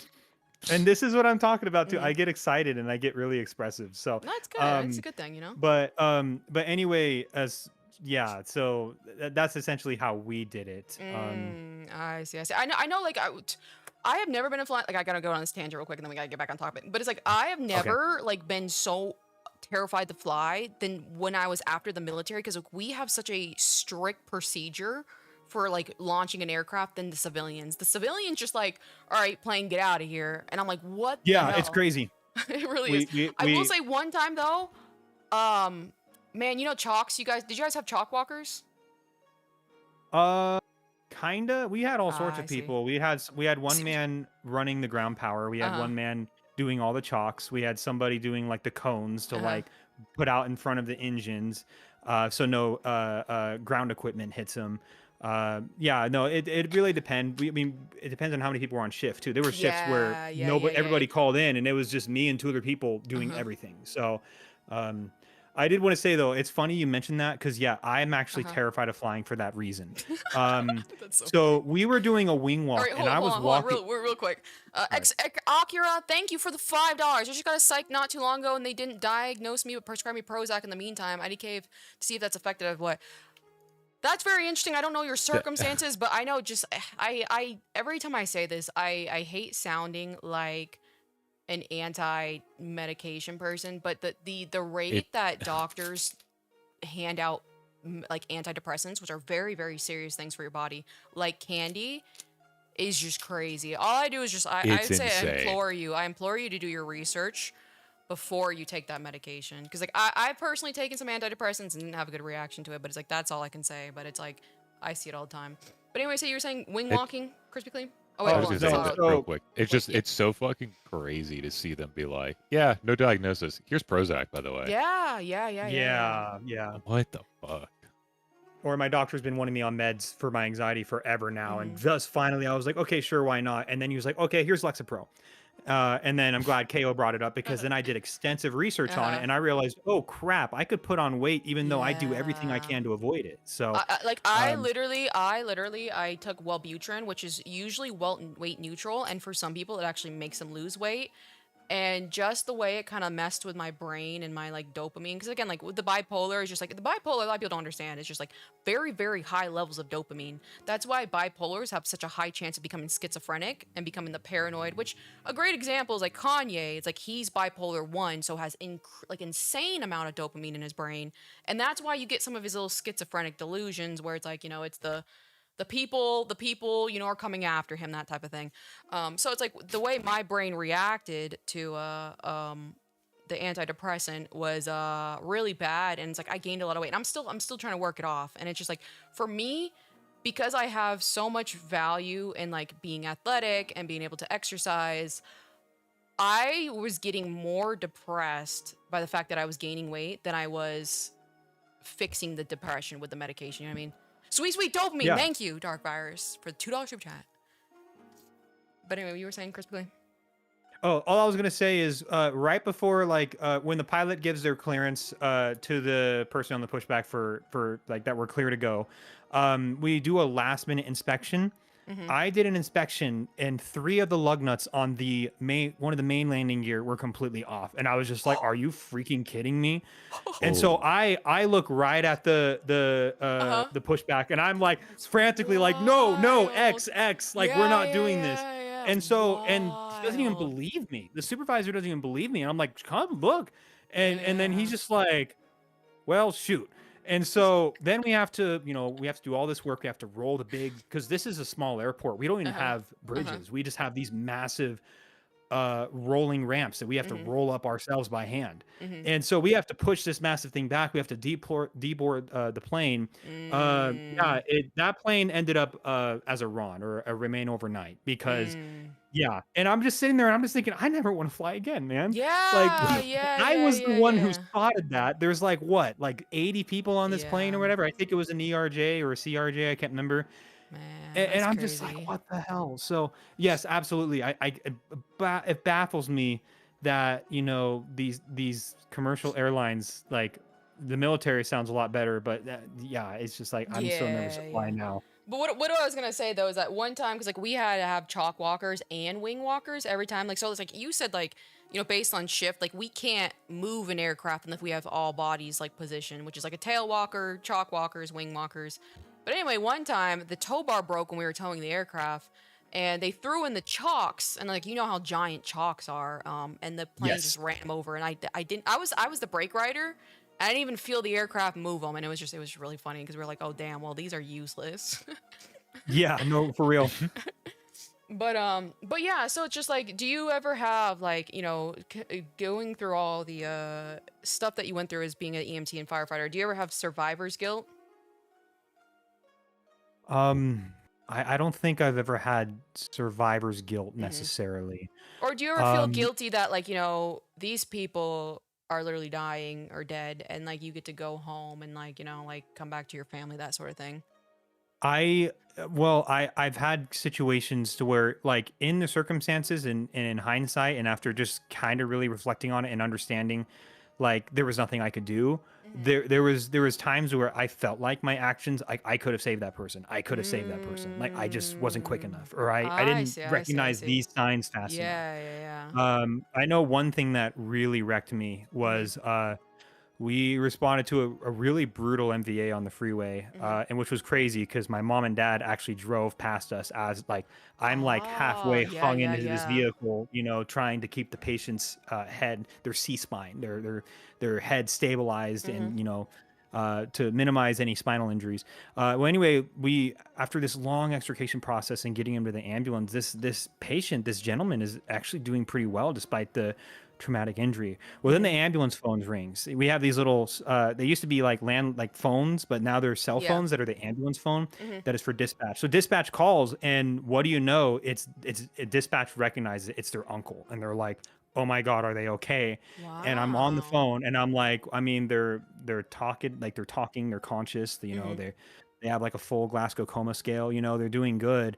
Well, I hang up the phone, and then I go back, and not even 2 minutes later, he codes.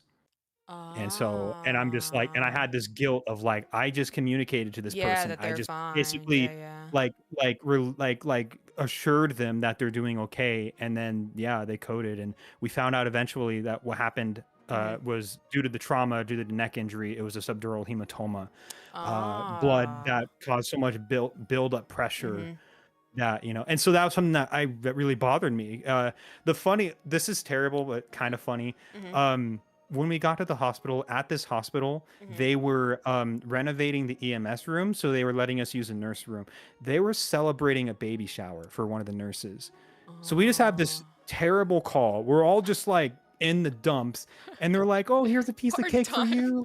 Here's a piece of cake for you." And I'm just like sitting there. I'm like, "Thank you." And we're just sitting there staring at our cakes, and we're just like it is like the.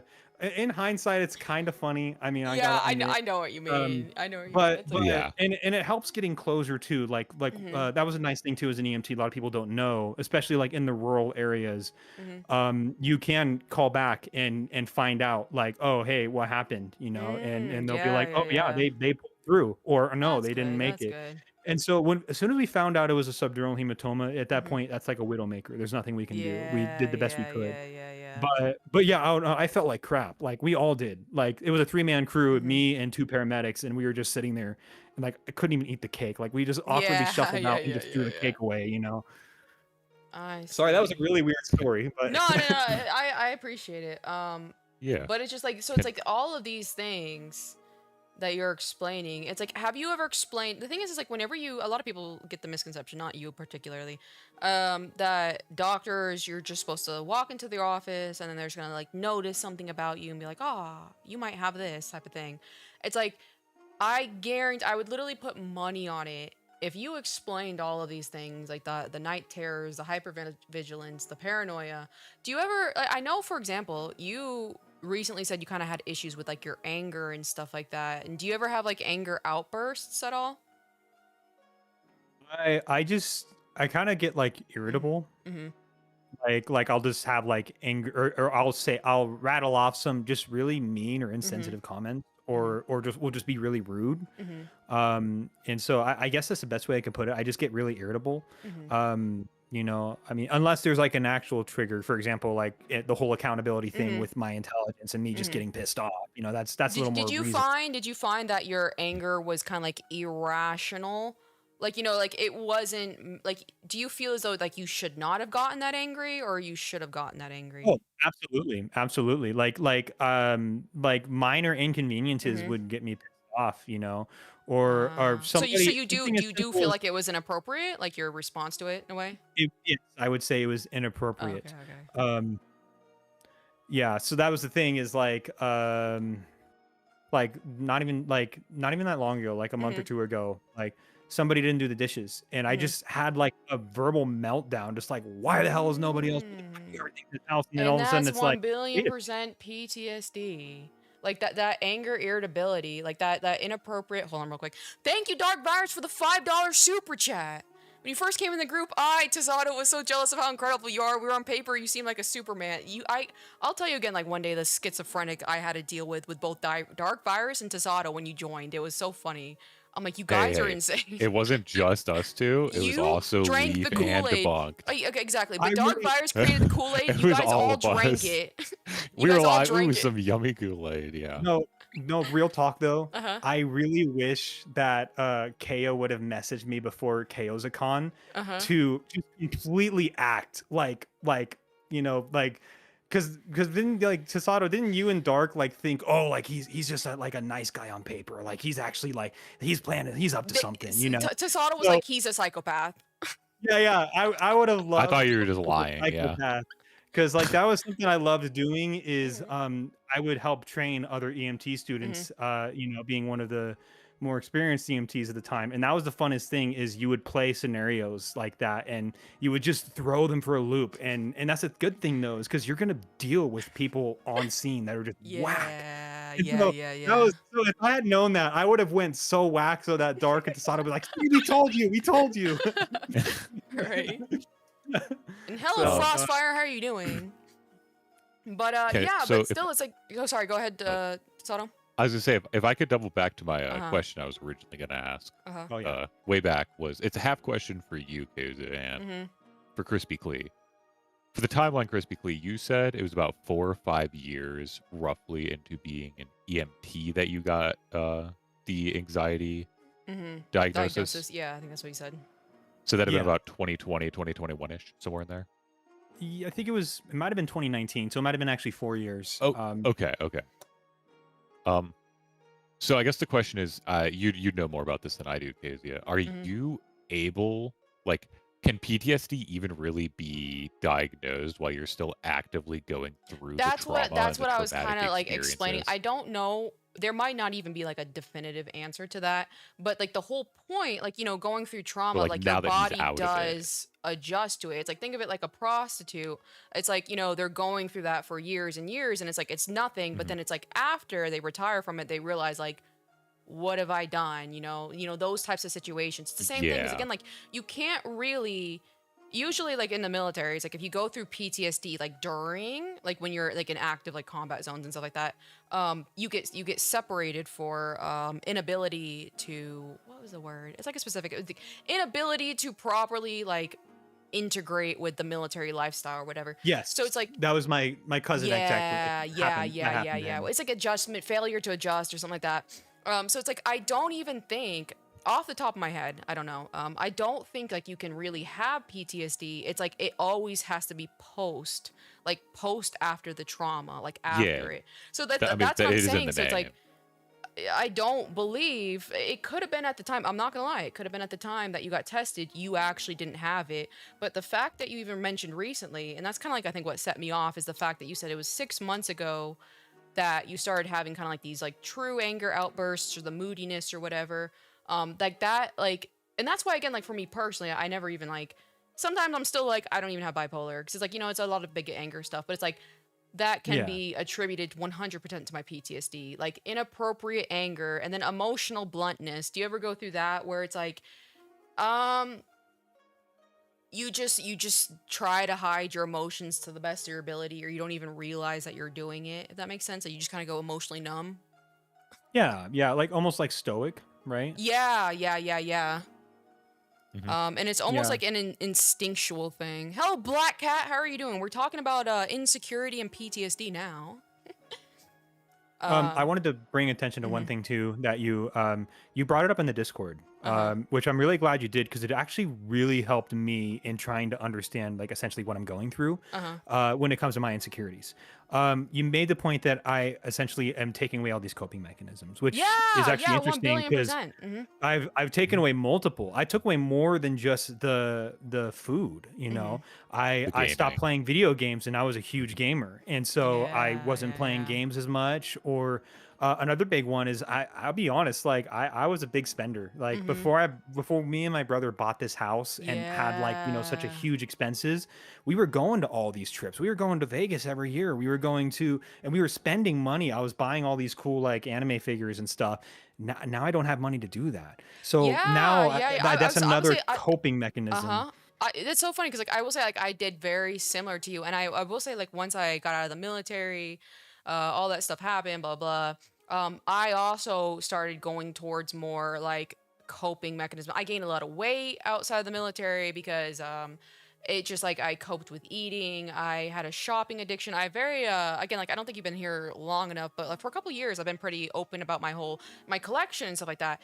It like Yeah. 100% is a shopping addiction. It's an impulse, and that is actually like one of the main reasons why I put it away, because it's like I don't, and especially in a community where I'm trying to like foster self growth, blah blah blah. I don't want to sit here and be like, look at my shopping addiction, guys. It's cool, you know. So I put it away specifically for that reason, because it was unhealthy. It's like I was buying it because I was coping. The opening the packages made me feel good. It made me feel powerful because like yeah, it's like I have like the biggest BlackRock shooter collection in the world, and that was something I was basing a lot of my like self-worth on. And it's like once I realized like that's what I was doing, I was like I got to put it away. So it's like it's very interesting that you were also like a shopaholic in a way, or at least spending Well, yeah. frivolously.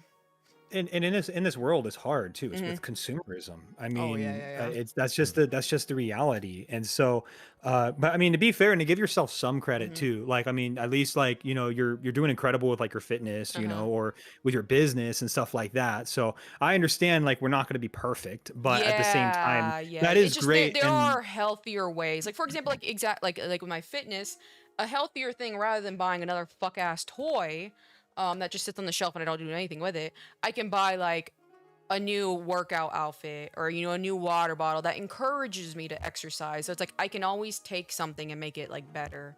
You know what I or you're mean? doing like Pilates classes, which Yeah, sound yeah. like they're Mhm. doing a great thing for you, Yeah, So yeah, all things considered.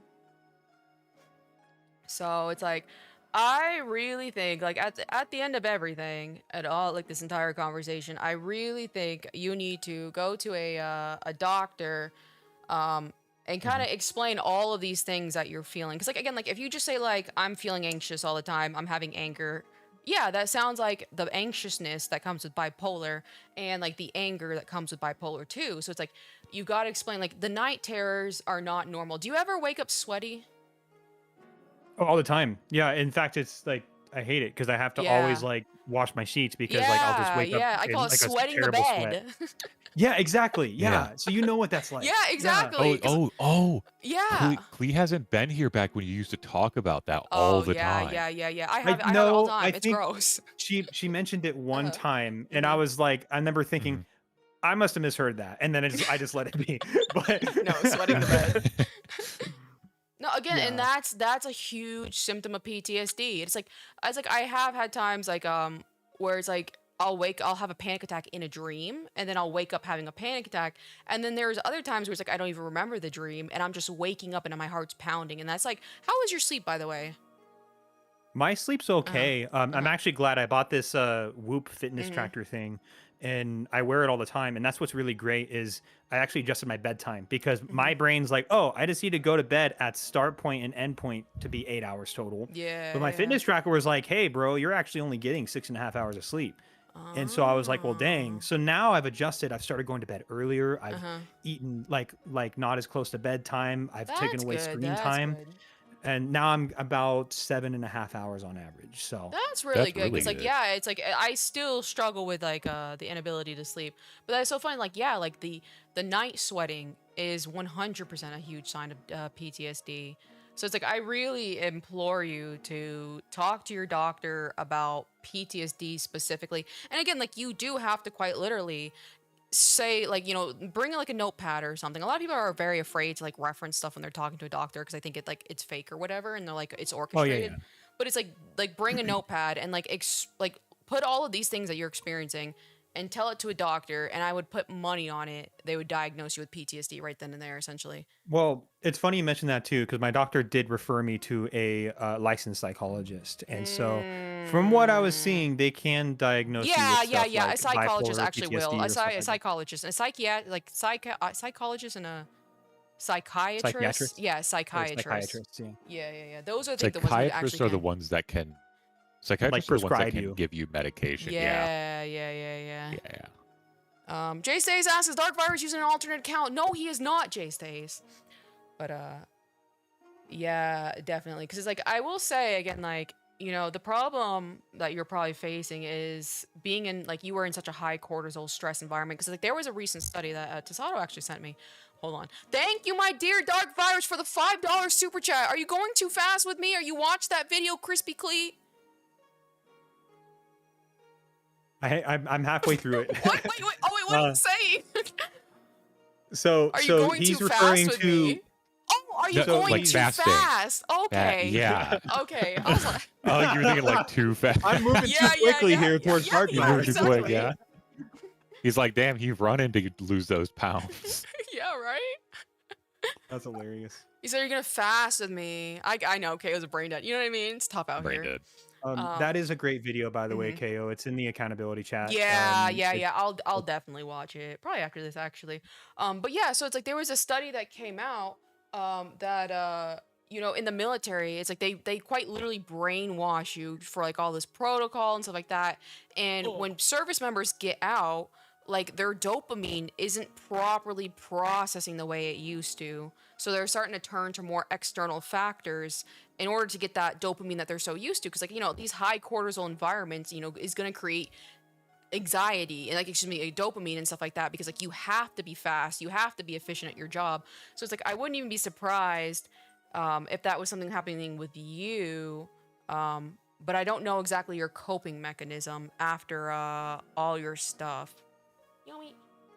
Yomi's really, really Yeah, good. well, like I said, I'm extroverted, so like Mhm. I would play on games and chat with people, and so yeah, that's definitely one thing that helped. But yeah, and I think that's a big thing too right now. Why it's hitting me so hard is I'm adjusting my coping mechanisms. I'm doing Yeah, it yeah, yeah, for yeah. because I'm doing it for like my like not just for me, but like for like my future family as Mhm. well. You know, I want to get like into good habits so that I could be Yeah. like a good husband and a good father eventually. You know, so. Yeah, yeah, yeah, absolutely. I'm gonna run to the bathroom real quick. BRB. All right, let's Same Zato, keep this keep actually. track keep in it chat keep for it you. moving. It's up to you, All right, Tasato. I got this, chat. So let's see. Let me pull up my notes real quick. So we do, all right, we do at some point. I'll have to. He muted himself. It just shows up like if he muted himself on Discord. Oh, Stargazer, Stargazer TV channel says, "Gotta go to church. Love the stream. You got this, KrispyKlee. Peace." Bye, Stargazer. Adoro says he feels the same way, wanting the fast life again. Yeah, so the study she was talking about actually was, I was going through, because every now and then I just like to look at scientific studies, whatever. This is about a month or no, about 2 months ago, and it was a study that was literally talking about how just basic training alone completely rewires how your brain processes rewards, and it like it's just crazy. It mentions anhedonia, which is like the inability to feel pleasure. So it's like it starts becoming hard for people after going through basic training and outside of that environment to even feel pleasure in like what should be enjoyable activities and that kind of thing. And it leads Yeah, to are you talking about that study? yeah. I was kind of talking because Adaro mentioned he feels the same way, wanting the fast life again. Yeah, yeah, yeah. I mean, I don't know if he was like, you know, making a Well, joke about the I'm whole assuming fast he was life. kind of talking about like the actual Mm-hmm. fast like speed life of the Yeah, military. yeah, yeah, yeah, yeah, yeah. It definitely is a thing.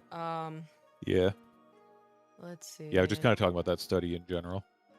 I see. Stargazer left, and Cypher is said bye because Cypher's cool. I like Cypher. All right. Yeah, I love the stress of it. Love the Yeah, yeah, stress yeah, yeah, yeah. again. Ardero, are you the one who's saying like you were thinking about getting back in, or was that someone else? Because it's like that's exactly like, again, like for lack of a better words, it's like these high stress environments. Yeah, that was me. That's what I thought. I'm back. Are that are welcome back. Are literally like so it rewires your brain, and a lot of people don't realize that. Um, but let me see. Oh, what else? My notes. Give me a second. But anyway, so it's like I would say like my full diagnosis of you, lol, is like, again, like I think really you're just simply too hard on yourself. Um, all things considered, I don't really. How would I say this? You don't seem that much of a Dr. Chaos. Dr. An Chaos. insecure person, but of course, like I don't know you specifically, but I really do, like, again, like I think a lot of the things you're describing, even in the sense of like insecurity, because it's like, for example, you called yourself like a narcissist when it's like you are very obviously not a narcissist. To me, that's almost like the paranoia of that, like, oh, am I being improper in this situation? Like, am I, you know what I mean? It's like you're overthinking absolutely fucking nothing, essentially. I Yeah. think that No, is I'm guilty of definitely, yeah, yeah. I think, like, again, like that is definitely a big sign of like the whole PTSD thing. So it's like I very, very seriously, like with my in all seriousness, want you to get checked out for PTSD, because it's like there's nothing else. It's just so clear cut to me. You know what I mean? And even like this Yeah. suspicion, because like they do often, especially civilian doctors, like get bipolar and PTSD mixed up because they have so many similar things mixed in between each other. But I definitely really want you to do that. I shouldn't because of my health, but I got nothing else going on right now, says Otero. Yeah, there's a whole lot to. Welcome back, Jeff Jefferson. But like, let me see. So it's fine because like I have other like advice and stuff. I'm like, I don't even think it applies to you because like again, like Yeah, I think it's a whole. I think we're like, you know what I mean. I think you have yeah, because I was gonna be PTSD, like, my dear. because I was kind of thinking, I'm like, how do we like loop this back to insecurities? How do we Yeah. create the like approach to overcome it? But I'm like, but this is like such a huge important part of it that it's like, how much is even insecurity versus just unfortunately mental illness? You know? Yeah, and I'm sorry if I threw y'all for a loop because Oh, no, I that's I fine. just, like I said, I'm not super Uh-huh. good explaining through text either. So I No, did my you're good. best. So No, it's totally fine. 'Cause like, at the end of the day, like this whole thing is to make you progress as a person. You know, it's like I truly Mhm. do want to help people and individuals, and a lot of people like need help for these types of things. So it's like it's never like if it's off the script or if it's like it didn't go to plan. Like what matters is that like truly and hopefully like my goal is that you benefit, you get something out of this conversation. You know what I mean? Whatever that may be. So like never ever worry about that. Or ever like don't ever because I know like a few times like I think you've mentioned it, but like don't ever worry about like wasting my time or anything like that either. But essentially what my notes were just like yeah, it's just like for example, look at the rest of the world. Like this society is they're very what is it called? Entitled and stuff like that. And so the insecurity I think also like goes hand in hand with the entitlement because it's like because they think they're entitled to something, they don't get that thing and then they feel insecure because they're not receiving that thing. If that makes any sense. I do notice I often loop in that. KrispyKlee when he wants another collab. Dark Virus, what on earth are you talking about? You're so funny. But yeah, I was gonna say, and it's like that's like, cause like I will say like a big chunk of it, and I think is fair. And it obviously has nothing to do with PTSD, is the whole relationship thing. So it's like I think we're gonna have to do another stream about that. But it's like handling failure with grace. Like there are gonna be times in life, you're insecure because you're afraid of failure. So it's like you need to learn how to fail with grace, essentially. Because it's like there are times you're gonna make a fool of yourself and you're gonna fail, and then there are times where it's like I will say like before I said like you said something about not liking confrontation. I do think why do you not like confrontation? You know what I mean? it depends on if I feel prepared for it or not. For example, I confront people every day on the job. Like I have to go in front of clients and I essentially have to negotiate and basically keep them in check and be like, hey, what you're asking for is not reasonable. We need to find an agreement here or else what you're asking for is not going to get done. Or just working with coworkers and stuff. I have that confidence because I've done this. I'm one of the most experienced members of the team. I am the highest performer on my team.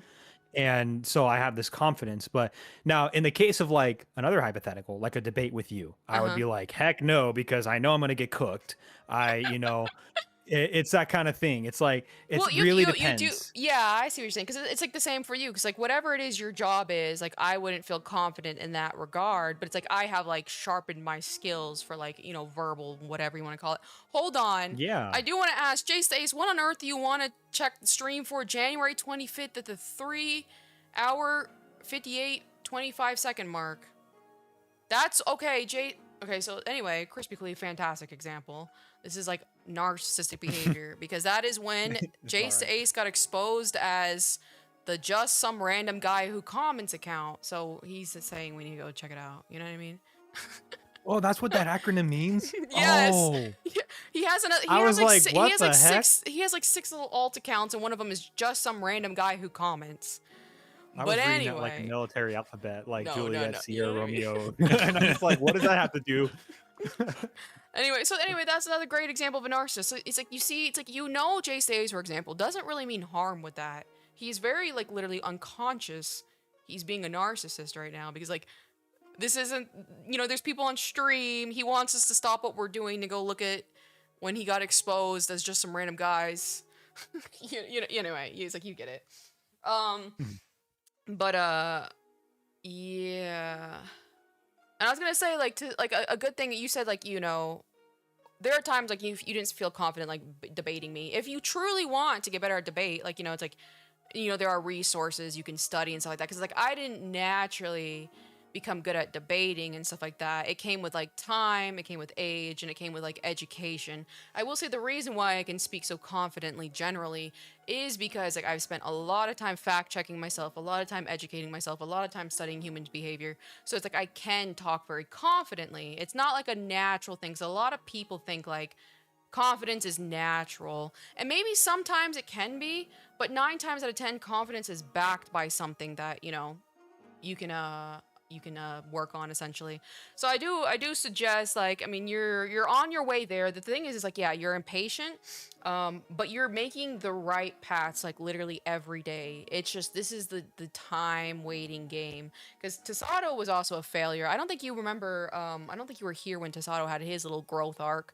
But he was No. he No. was a loser who couldn't speak to women, a virgin who was 30. He spent the last 10 Jobless. years jobless. Oh yeah, when he remember that when you came here and you had no job.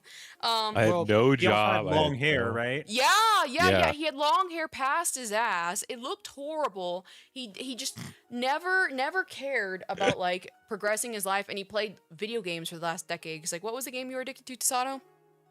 The main game that I played was Mhm. League of Legends. Yeah.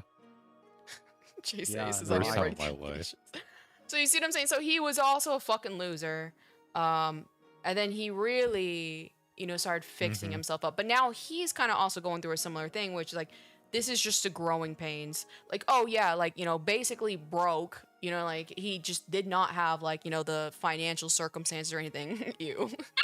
And to be fair, Uh-huh. I like with his whole League of Legends things. I Mhm. mean, I was like unhealthily addicted to Genshin Impact and like grinding that game. Like Yeah, it was yeah, so yeah, yeah. sad that like people were like, "Oh, hey, oh, you don't know like exactly what mineral to farm at what time of day? Ask Ping KrispyKlee. He knows. That's all he does, you know." And so I became like a bigger figure in like, you know, the fan community or whatever. Mhm. Because that's all I did was farm, and I'd be like, "Yeah, I'll go in your world and show you every That's possible location to farm." hilarious. So yeah, I was it was bad. Like, and that's the thing too is Genshin came out, you know, right in the pandemic, and so Uh-huh. for a time I was unemployed, and that's all I did, and I had just flunked out of the nursing program, and I was at an all time low. I'm just like, screw it, I'm just gonna play this game. It's got cute Yeah, waifus, yeah, you know. yeah, yeah, yeah. So Yeah, well, I don't know if that's worse than League of Legends or not. I know Genshin gets a lot of It's crap, which not is worse. funny.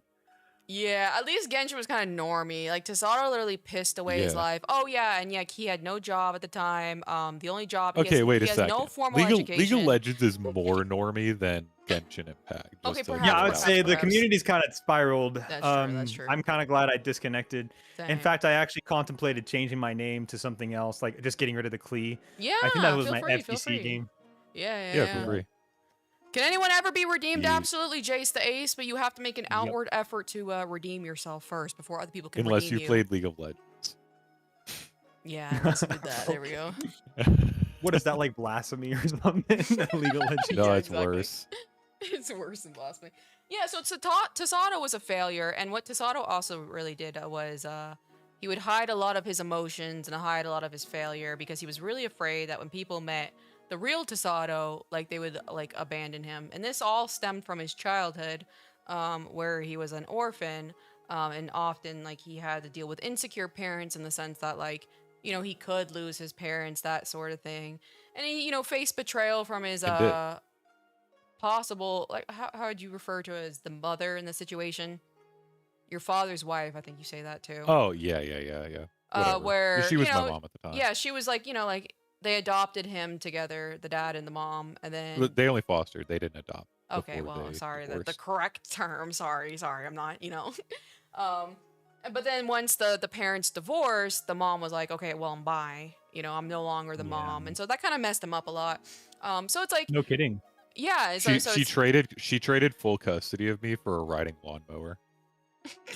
God, what the hell? Was it at least a John Deere? it's giving No, it like, you wasn't. know, like I traded him for Oh, 16 thanks. goats. Like Jesus Christ. Yeah, exactly. That's yeah. wild. A riding lawnmower. Oh Can, god, I might can you have put a price on love? you know Yes, what I and mean? it's a riding lawnmower. Low-key, I'm gonna use that in the future. I'm be like, I'm gonna go get the riding lawnmower and get out of here. Ironically, Sounds very funny. it's funny you mentioned that Uh-huh. because back when I was trying to date that girl, like the dad Mhm. liked me so much. He was like, which is funny because like I'm not that masculine of a dude. He's like the ultra masculine dude. Like he was a blacksmith, he was a Mhm. biker, Oh, like he damn. was forging his own swords. He wanted to actually make me his apprentice. Wow. But it was hilarious Ooh. because he's like, if you marry my daughter, I will buy you a motorcycle. What? And I'm just like, whoa. That's hilarious. That's Like, hilarious. and so which was funny because like I actually did have feelings for her and I Mhm. was pursuing, but it was just kind of funny because he was just like that excited and that like Yeah, enthusiastic, yeah. like I mean, I'll I buy you a think that motorcycle, teach you how to ride one. even though that Oh, went in wait, flames. weird question. Oh, go ahead. Did he only have daughters, or was that like his only daughter or something? No, he had an older son. But I Oh, think what was really frustrating for them, which is kind of a really sad thing, he married this woman, their oldest son did, who despised his parents. And so he kind of moved off Mm. with her, and eventually they never wanted to visit, and they kind of just, she kind of, this woman essentially Shut up! Sorry, convinced Dark him Virus. to. Sorry, Dark Virus's older son was for Tim. Oh my god. damn. That was a good one, Dark Virus. Wow. But I think that contributed to it is the fact that like they like their son basically like was kind of coaxed into disconnecting from them by their by this other woman.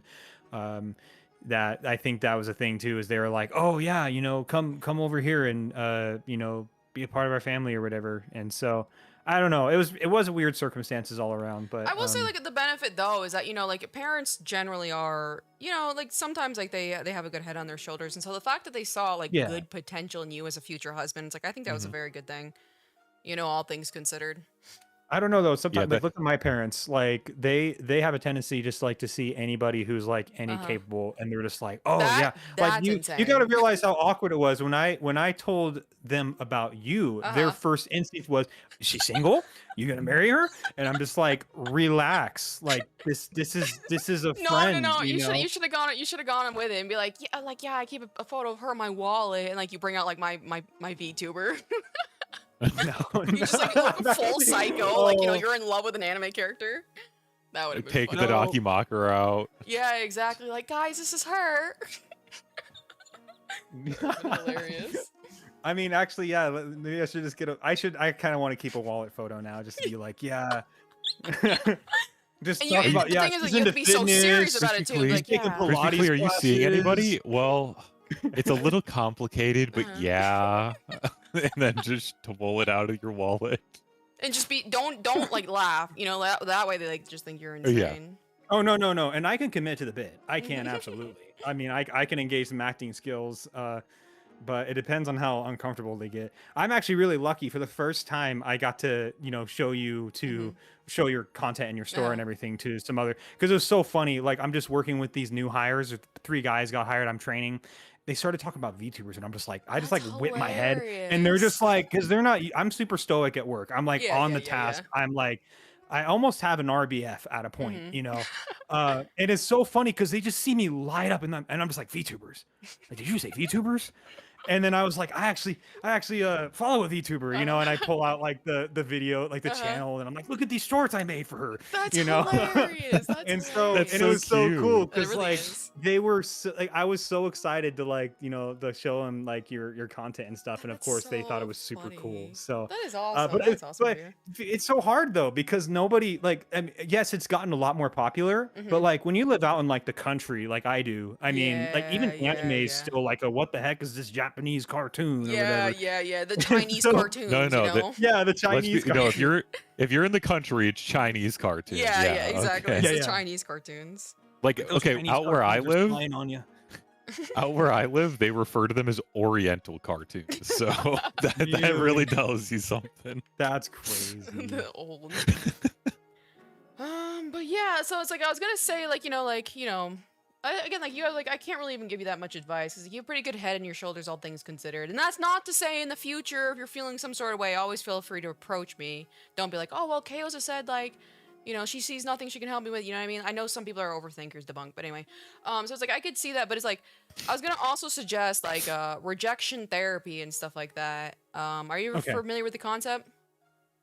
Not quite. Is that just where you discuss like this topic with a therapist, or No, I have so no idea? rejection therapy is basically like if you are really insecure and unconfident about certain things, perhaps it's charisma, perhaps it's your appearance, whatever it be. It's basically what Tasato does. Like not to his degree, but it's like where you put yourself in a situation where you're going to be rejected. So it Oh, kind of creates it as like a Oh, so safe I need to take your like a donkey to a safe restaurant, is what yeah, you're yeah, yeah. saying. It's a safe environment because you're gonna be yeah. rejected. So it's like what's coming. So it's like it's therapeutic to where it's like if you do it so frequently, it becomes like powerless. The thing that scares you becomes powerless. So that's rejection therapy. You know what I mean? Like for example, like Gotcha. if you are insecure, I don't think you are. You said like talking to women. I don't know if you're like a little weird about it now because like the friendships that have been burned. I implore you to become friends with women. You know what I mean? Like do things that like you are afraid of in regards to women. So that way it's like you get used to it because like over time it's like you and I both know it's like when you do something over and over and over it becomes like second nature. So it's like I was gonna suggest rejection therapy as a possible outcome for No, I appreciate that. Speaking of scared of women, Uh-huh. you do need to get Tim on here at some point to get him over his fear of talking to women. Is he actually? I don't think. I thought he said he's not that actually afraid of women. No, he like nervous No. stutters and can't talk to them. No, he like it's like the I don't know, like like in anime or stuff, Mhm. like where like the character's so nervous, like they're stuttering all over their words. Could he talk to me like this? Oh, he could talk to you. I mean, but I'm Okay. saying like if like when he asked a girl out, like Uh-huh. it was like he could not even get the words out. Like it was like, So it's like hey, when he shows hey, interest. maybe if you, hey, would it'd be kind of cool if maybe if we, and That's so, hilarious. so yeah, it is funny. I thought it was funny, but sorry, I feel like I'm not trying to crap on my brother or anything. I'm just, No, it's fine.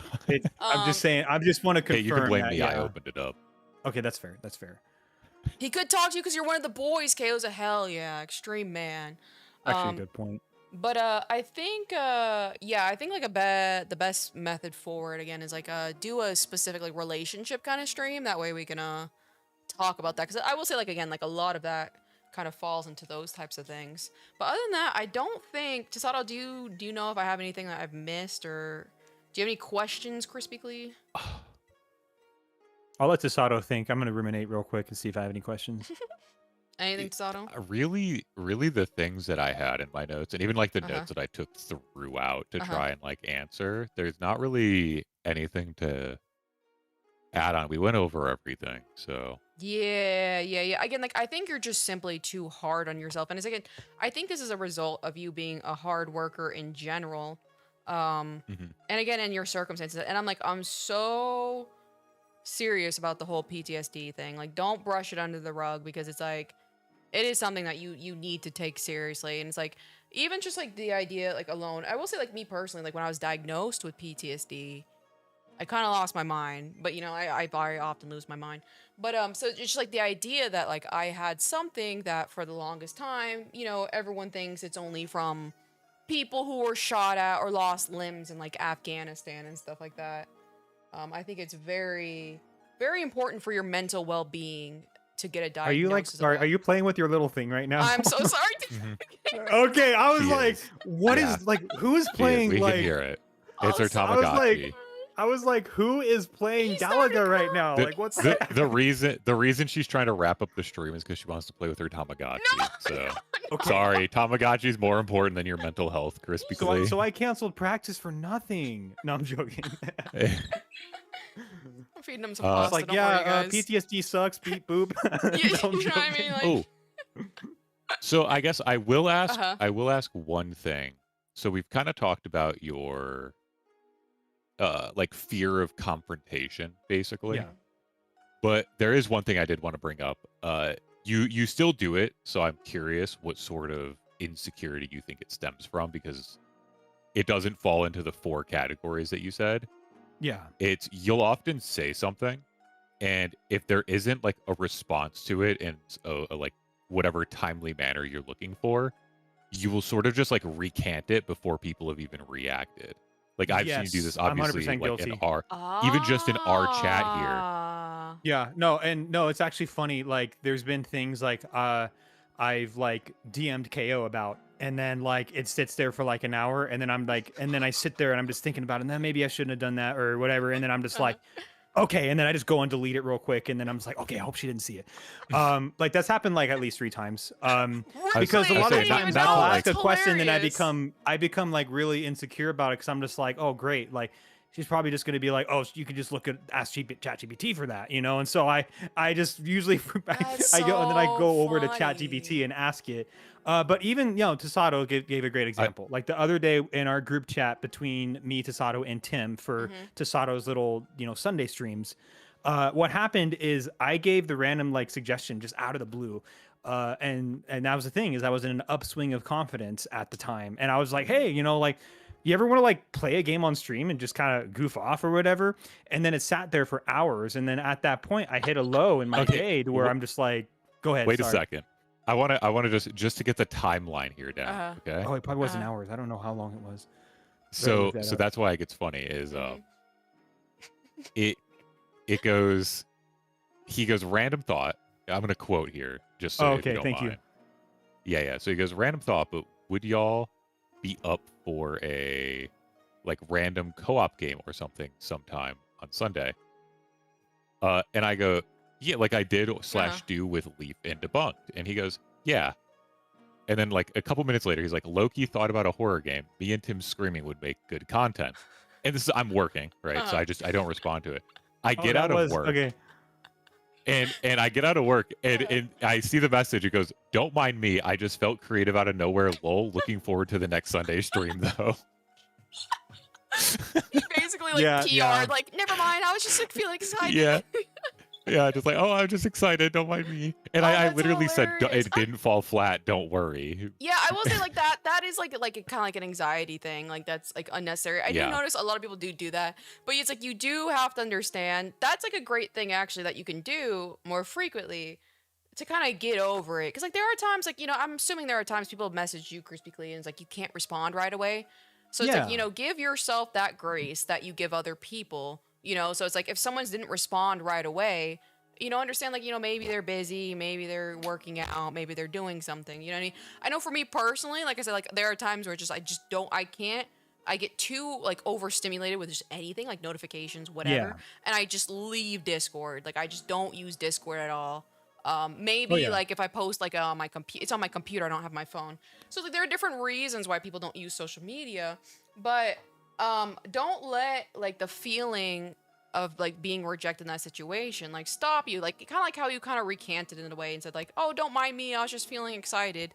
Like you should still stand by it because it does sound like a good idea. And it's like it's very obvious like you all the information you had, you made a positive judgment, which you are going on stream with Tasato, you're going on stream with Tim, you guys are having a good time, so you're like, okay, let's we don't always have to be super professional with the Sunday school. Let's do something like a little lackadaisical, you know what I mean? So it's like it made sense for you to suggest that. So it's like you shouldn't feel bad for like doing something reasonable, which is being like, okay, like, hey guys, maybe next time we play a game. So it's like I think you a little overthought it because like you have to reflect and be like, was that dumb to say that? Hey guys, you want to play a game, a horror game? No. You know what I mean? So it's like, don't be so hard on yourself. Hello, that one, Leaf, how are you doing? Howdy, Leaf. Good to see you. I'd even like put more thought into like what we could play and all that too, but that's a different discussion. Oh yeah, it is. So the point is, it is a good idea. So well, and I've started working on that too. Like it's funny, I've gotten into the habit. It's not just like Discord where I struggle with that. It's Twitter too. Like I talk to some other friends. Like it's actually crazy. I just somehow befriend like other smaller VTubers, and just by being active in their community. And so that's the funny thing is I get this insecurity of like, wait a minute, they're a VTuber. Like I'm crossing a boundary right there. I need to back off. Okay. And all I'm gonna say. This is a funny thing. Go ahead. Sorry. Go ahead. All I was gonna say is, so one habit I've kind of helped with is if they don't respond, I'll just go and like on Twitter I'll close a DM, or on Discord I'll close a DM to where it'll pop back up if they answer. If not, if they never answer, then Don't worry about I it. see. I see. I mean, well, technically, like, just like Intel or whatever. If you ever like toxic, it's not toxic. It's called opportunism. If you mention stuff like that, like, oh yeah, I've been doing clippings like for a small VTuber. a lot of VTubers would be very happy to have you in your community. You know what I mean? Because like you're an invaluable asset. So it's like the things is like, for example, you're doing that, which is incredible. You're helping me clip channels and stuff like that. Excuse me, clip moments and stuff like that. And you're also good at it. And it's like you've seen reception the first hand. Like again, like I think like the what's it called? My most recent one about the Baltimore cosplay. I think it had like 50,000 views on like TikTok and stuff like that. So it's like they're performing very well. Yeah.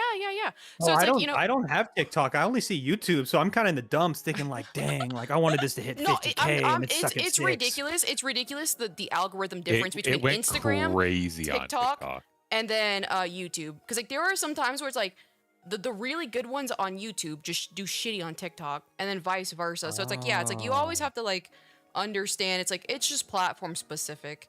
So yeah, it like may not like, for example, it says like 51,000, and then even that one about the girth demon was like almost at 8K too.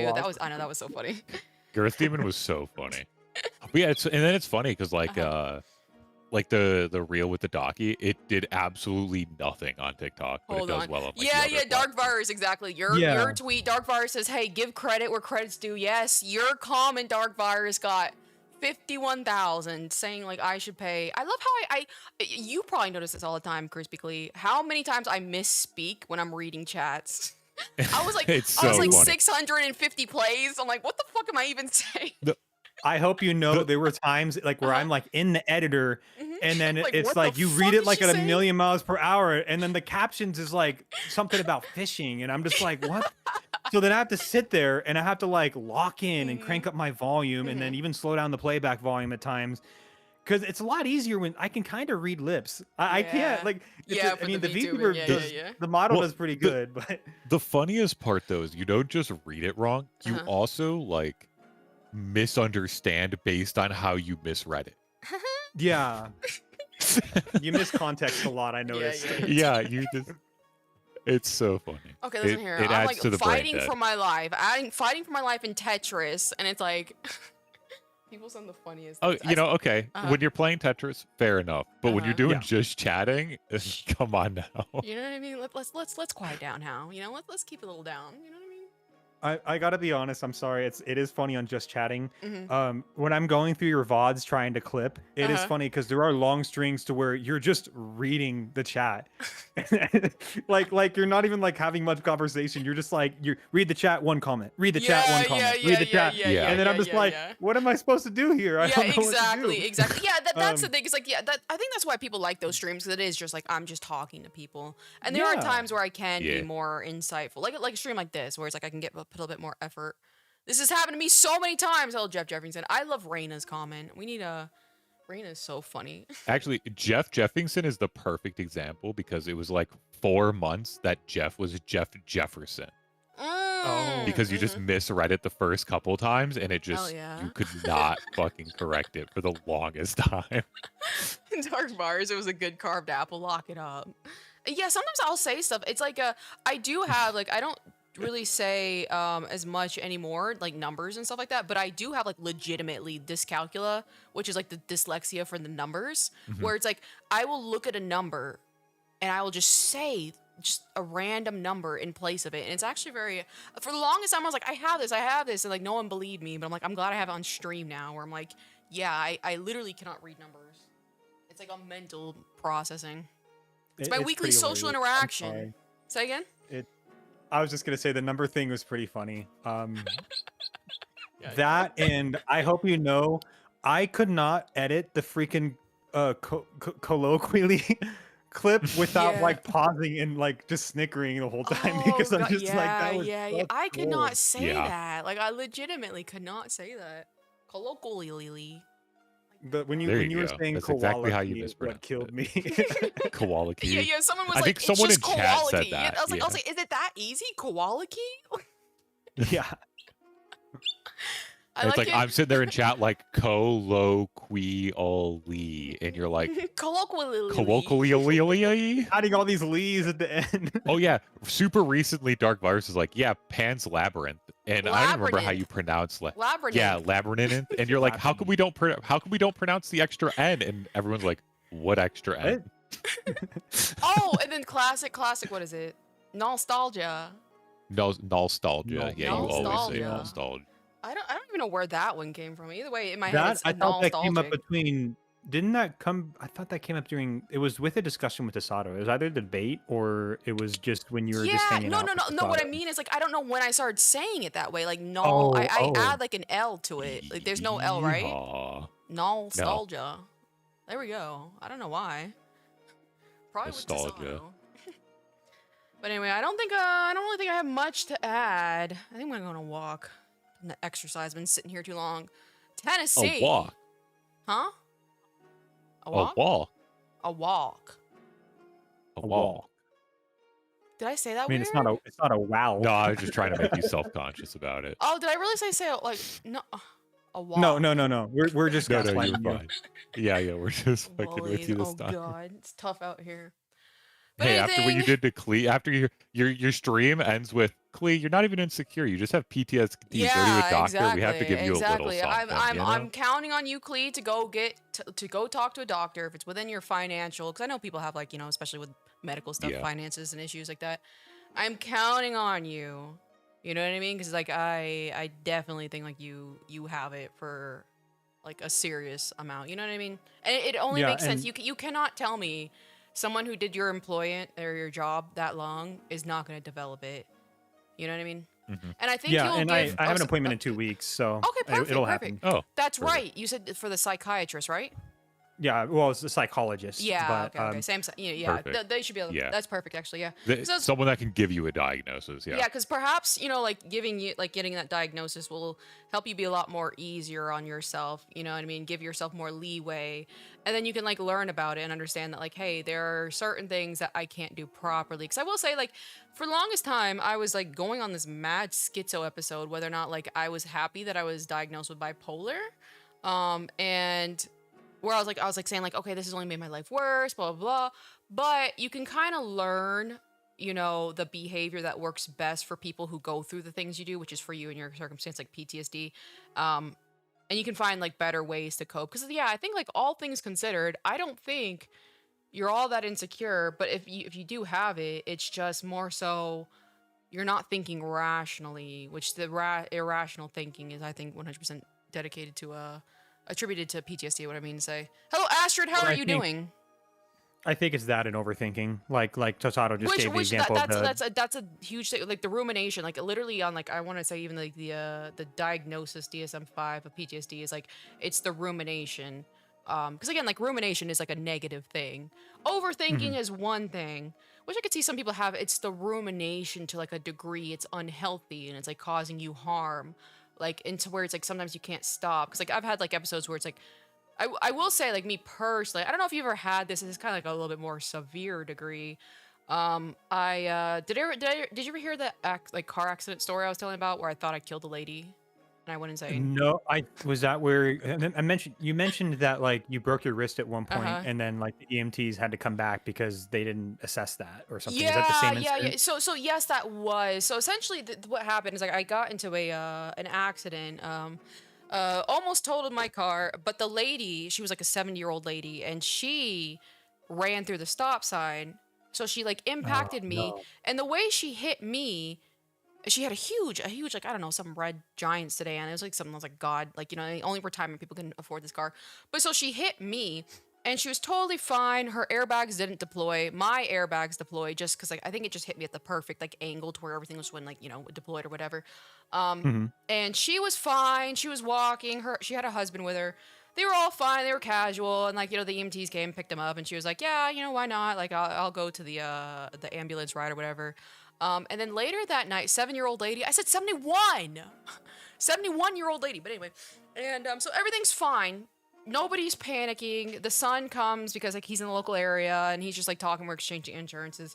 And then later that night, the stress of the fact that I broke my wrist then and I went to the hospital and it's like the first time I really broke a bone.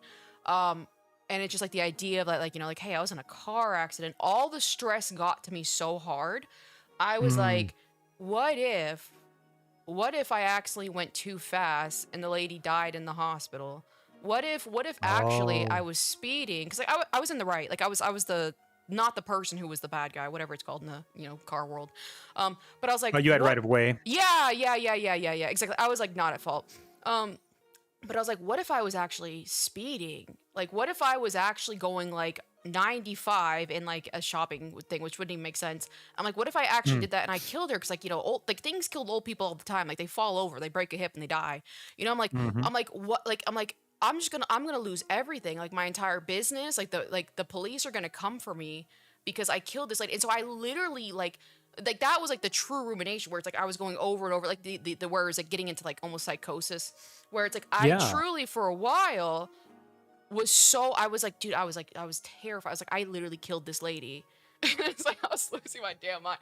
But it was funny because it's like I had to talk to some of my family members and it's like the thing that got me out of that like that loop that I had killed her. I was a murderer and I'm going to go to jail because of it and lose everything. Was because I was talking to other people and I was like assessing their reactions to the situation. I'm like, you know, they're not panicking. So, you know what I mean? Therefore, I must not have killed the lady. But it's like, so it's like, that's where to like the degree of the stress got to me that badly. And I would say like, you could even say because of like, you know, technically I have PTSD, which means I have a problem with handling stress to that degree. It can kind of go into like actual psychosis and stuff like that. So it's like, I don't know if you ever had it to that degree, but you know, it is a possibility. You said 7. No. Said Joker. Yeah, no, and that's honestly, I've seen that behavior in other car accident victims. It's a state of shock that takes place. So Yeah. 100%, it's 100% reasonable given your circumstances. Like I had a state of shock when I was in my car accident, which it's hard to explain, but basically when I was about 12 and Tim, I was 10 years old and Tim was 8, and then we had our best friend sitting in the back. We were in this Oldsmobile Alero sitting at a big stoplight in Medford, Oregon at the time. This is not anywhere near where we live now, so it's okay. Well, we were just sitting there. The light had just turned red. We got slammed in the rear by a massive, like a big SUV going 50 miles per hour. Didn't even stop, didn't slow down, nothing. So my head was pinched. Like the back seat folded so hard from the impact that my head was pinched between the passengers because I was on the passenger side. It was pinched between the passenger side headrest and my headrest. Wow. So I had to pry myself from the car and we were able to scoot out. But my mom was fully entrapped. She was not able to get out. And so I was kind of in this state of panic as well. And and so and that's the whole thing is I'm just, you know, my mom's obviously alive. She's talking, she had a severe concussion, so she's out of it. But in my head, I'm just freaking out. My mom's gonna die. My mom's gonna die. My brother thought the same thing. So you know, and then even then, like we couldn't stay in the hospital because she had the memory reset thing. Like every 2 or 3 minutes, she would snap back to reality and be like, where's my kids? Where's my kids? Are they okay? And then she'd be like, oh, okay. After they reassured her. 3 minutes later, it's really same exact crazy. It's really crazy. Like how like again like traumatic events like it turns the human into like a broken computer in a way. So essentially, we were just super worried because like we didn't know what was happening. Like and we got minimal updates, so we just assumed the worst. But so yeah, in your case too, you never know. That's the thing too, is like whenever somebody has like for example, a car accident is a great example of a significant mechanism of injury. Whenever you have a significant mechanism of injury, I always encourage people, hey, get checked out. Because you may not see a brain bleed or you may not see this or that. So again, that was also interesting because like my wrist felt fine. It was burning, but I was like, it was really funny because like I heard the snap and then my wrist started burning and it's like, you know, like when you shake things off, you're like, oh, let me just shake it off. And so I kept shaking my wrist and I'm like, God, my wristwatch, because I had a fitness watch, I was like, it's burning. And so I took that off and I just kept shaking my wrist and lo and behold, I'd broken it. I had no clue. Yeah. Injuries are really easy to miss in the heat of the moment, 100%. So. Yeah. Man, that's crazy. But I think I'm about finished. I don't think I have anything else to say. Anything you guys have to say? But it seems like Asteroid is also relating to a lot of things that you have, because KrispyKlee, because they said that they're a voluntary EMS in their community. All right on. We love our volunteers. They really hold up the community. So Yeah, it's really stuck, Asteroid, because I will say, like, you know, especially if you still have it now, like a PTSD, and especially for high stress environments, is way more common than people think. And I think you know, we should talk about it more, you know, like as a society, because again, like a lot of people like think that, like, to me, I think you're kind of, I can't believe you would not take that in consideration, that you possibly have PTSD, you know what I mean? well, I think the only reason why I haven't is Uh-huh. because I went, and me and my mom both went and sat into this doctor's visit purely for this purpose, Yeah. and they were just like, "No, you have anxiety," and we were just And like, again, "Because what that's I so think." silly, because it's like, you know, again, PTSD creates anxiety. Well, another thing too Uh-huh. that doesn't help is my mom does have anxiety. Mhm. So I think they saw that connection. They're like, "Oh, so you have your mom's anxiety?" Because I Okay, do so take wait, after wait, her wait, so medication. was she in there with you when you went? Yeah, yeah. I mean, And she was there with me. Yeah. to me, that would have given the illusion that, like, he's probably a little too attached at the hip to his mother. She has it too. This is just like that situation. That's how I would internalize it. That's So fair. I could see Yeah. that. Thanks for this few minutes of stream I've witnessed. Go back and watch the VOD, that one, Liam. But anyway, I think I'm gonna bid you guys adieu. This was a great stream. I think it was very productive. I hope it was productive for you, KrispyKlee. Hope it's productive. Yeah, I appreciate it. Productive for you, Tasato. Yeah. Yeah, was I appreciate the opportunity, and really it's just reassuring to me. I hope you know I was super nervous for the stream because you made a joke like the other day about like, oh, you better not cry, and I'm just thinking, oh god, like she's taking the gloves off, like I'm gonna get cooked. You know, Hey, I'm hey. just curious. I'm just curious sometimes, because I know, like, you know, some people cry under pressure, relief stress. It's just, I was just curious. You know what I mean? yeah, I got you. I was here in case you started crying, really. Exactly. you held your own really our well. Your emotional therapy dog. Yeah, you held your own really well, Mhm. KrispyKlee. Like, I barely needed to chime in or anything. So Yeah, exactly. Tasato, as long as Tasato barely does his job, like, it was a good stream. You know what I mean? yeah. But I couldn't have done it without my emotional Crosado support. Hell yeah. Thank you. All right. Well, thank you guys for being here. I appreciate the audience standing by. I will see you guys in the Discord. I did pin it this time. All right. Yeah, Bye, it is you fun. guys. Toodaloo. Bye.